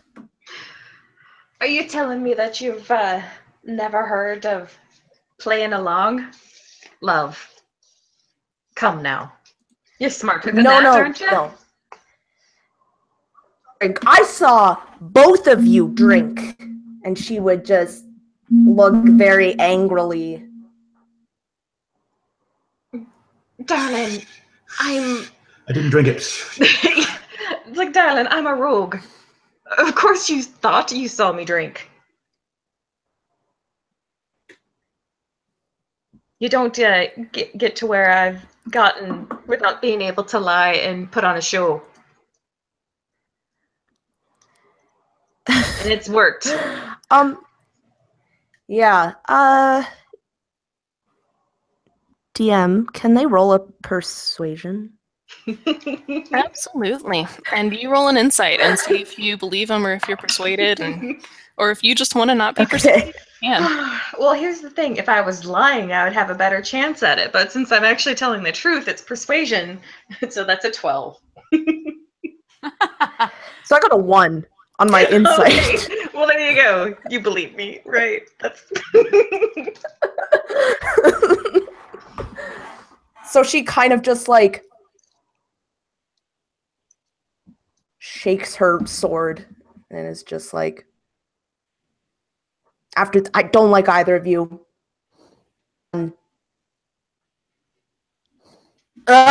she just kind of like stomps away. It's all right. You don't have to like me, love. You just have to work with me for a bit. It was a trick, Alex, a trick.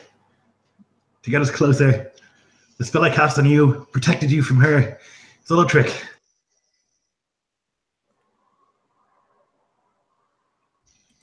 Blunted. Well, you don't see me spearing you, so it's fine for now.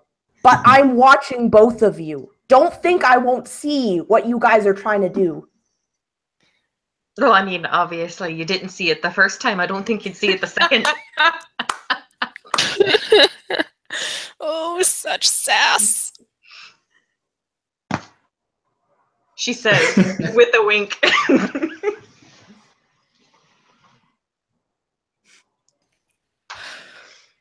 Which is still the guardsman winking. Yeah, you guys are still seeming as guards. You're Brandime and got Logan over there in the corner who just vanished. Still work on that person that's unconscious. I guess it's sure it does, yeah. So okay. So yeah, you probably couldn't tell that Cherish tied like all around her and she looks fine. Like a wit into the illusion. Blonid, you feel certain. Like you've been holding your concentration on this, and you feel certain it's worked. So yeah, I have to do it for a full minute, and I would do it for 2, just to be sure. You know, like I would not stop muttering the words over and over again until like I was certain the spell had finished, and then some. You know. Yeah, you've been doing it for 3, and you're positive. She hasn't reappeared. You would know. You're certain you would know. It's worked. So then I would finally stop and like take a breath. I think she's gone. Is there anything you can do about the fellas? Regina. Where's Regina? I have a really terrible idea. So the water is enchanted to make them like fall in love with someone or adore them or something. You get the sense. Would it be possible to like change Regina's name to like Blotton's name? Roll Arcana. Hypothetically. Roll Arcana. 11 plus 9, so 20. Yeah, you're pretty sure you could do it. It would take you... Hang on, let me see. It would take you 3 days and about 600 gold worth of just materials to overpower her enchantment. But with an Arcana of 20, you also suspect you could dispel magic. Yeah, I could. So I don't want them to be like slavering idiots, but I do like the idea that like people are going to think a bit better of Blotnid, and maybe she could install some sort of new order whereby this cannot happen again, and maybe, you know. Well, I guess it all starts with good intentions, right? So that's probably what happens. Nobody ever intends for power to corrupt. But the moment you think they're better than that, that's the first step. I'm sure the second had good intentions as well.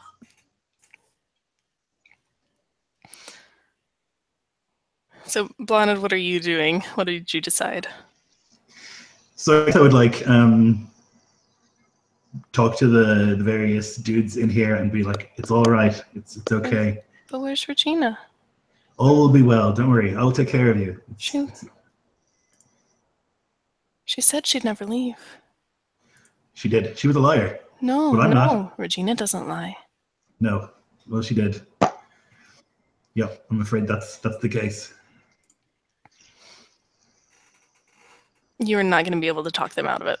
No, for sure. Yeah. I would just try and keep them calm. You know, calm enough that they don't like lose their minds and start attacking us.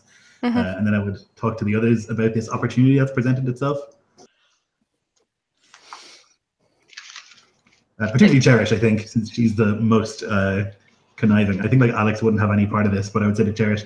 So let's hypothetically suggest that there was an opportunity here that all of these men who have fallen for Regina could potentially, hypothetically speaking, fall for me instead. Hypothetically, of course. Hypothetically, of course. Does Alex hear this, or are you trying to keep it from her? No, she's not trying to keep it from Alex. Yeah, Alex would just say, you know what? I knew it. You're trying to take this all for yourself.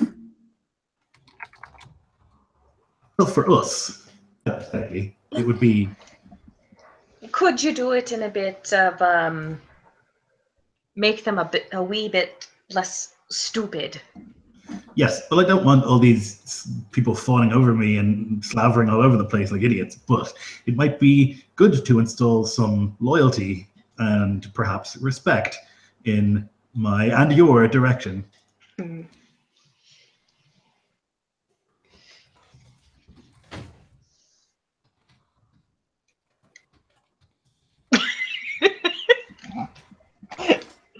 Sorry, I was just looking at your thing in the chat.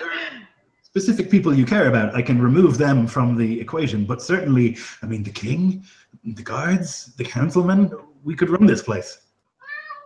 But how do we know that you wouldn't just take the power? Since it would be you, with a snap of your fingers, you could just send us all to death. Well, I wouldn't do that. You're heroes. You saved the day. You're my friends. Yeah, you said that Hypothetically. before, and then you drank from that thing, and you confused me, and I don't like getting confused. Alex, honey, listen, I didn't drink from the thing. Like, I know it's hard for you to understand. I know that. But I didn't drink from it, and, you know, I know this is, like, above your pay grade. Like, I know that. But, you know, it's like a whole thing.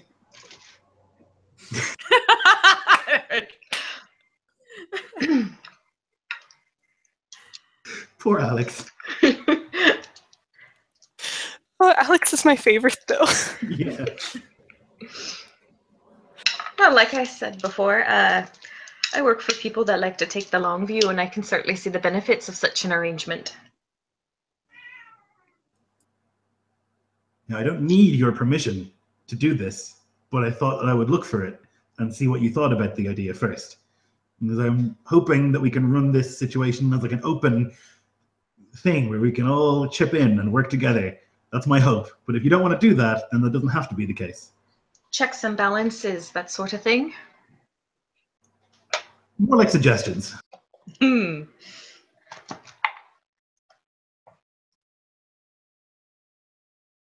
Well, because you see, as a member of the Thieves Guild, we do have ways of ensuring our own assurances. So none of the members of the guild will drink. And so we'll be immune to that sort of thing. Wouldn't dream of it. I want you to be assured of those assurances you have.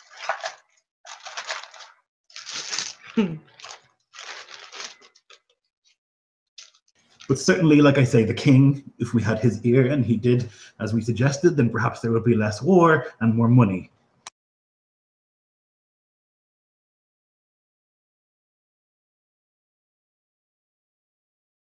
I have always been of the mind that things would run a lot better if there was a woman in charge. I just had particular issues with this woman, and I'll gesture towards the spot where the succubus disappeared. Well, she's gone now.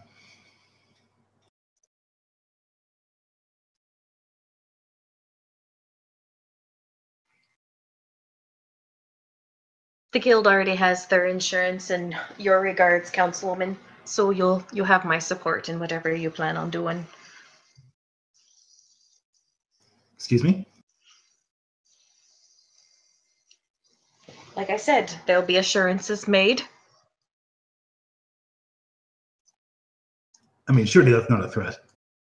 No, of course not. I just want to make sure that we're all friends and that we remain friends. The power of balance has to remain equal even after you have your toy. You understand. I You're agree. a businesswoman. I am a businesswoman. What's this assurance you're speaking about? Oh, well, I don't want to say in front of ears. It's clearly something you'll want to keep to yourself, so we'll keep it that way. Aye? Sure. But like I said, it's just so you don't get any funny ideas about the guild. Wouldn't dream of it.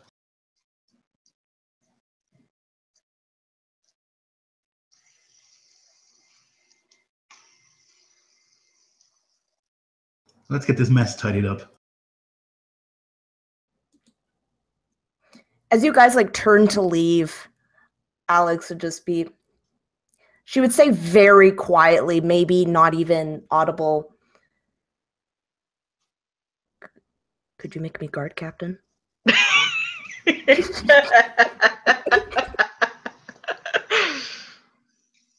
There's the long view that I've been talking about. That's the spirit of cooperation that we all need to have.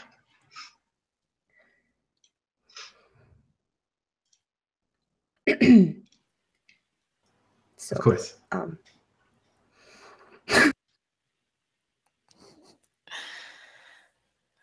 So I assume at some point seeming is dropped or wears off.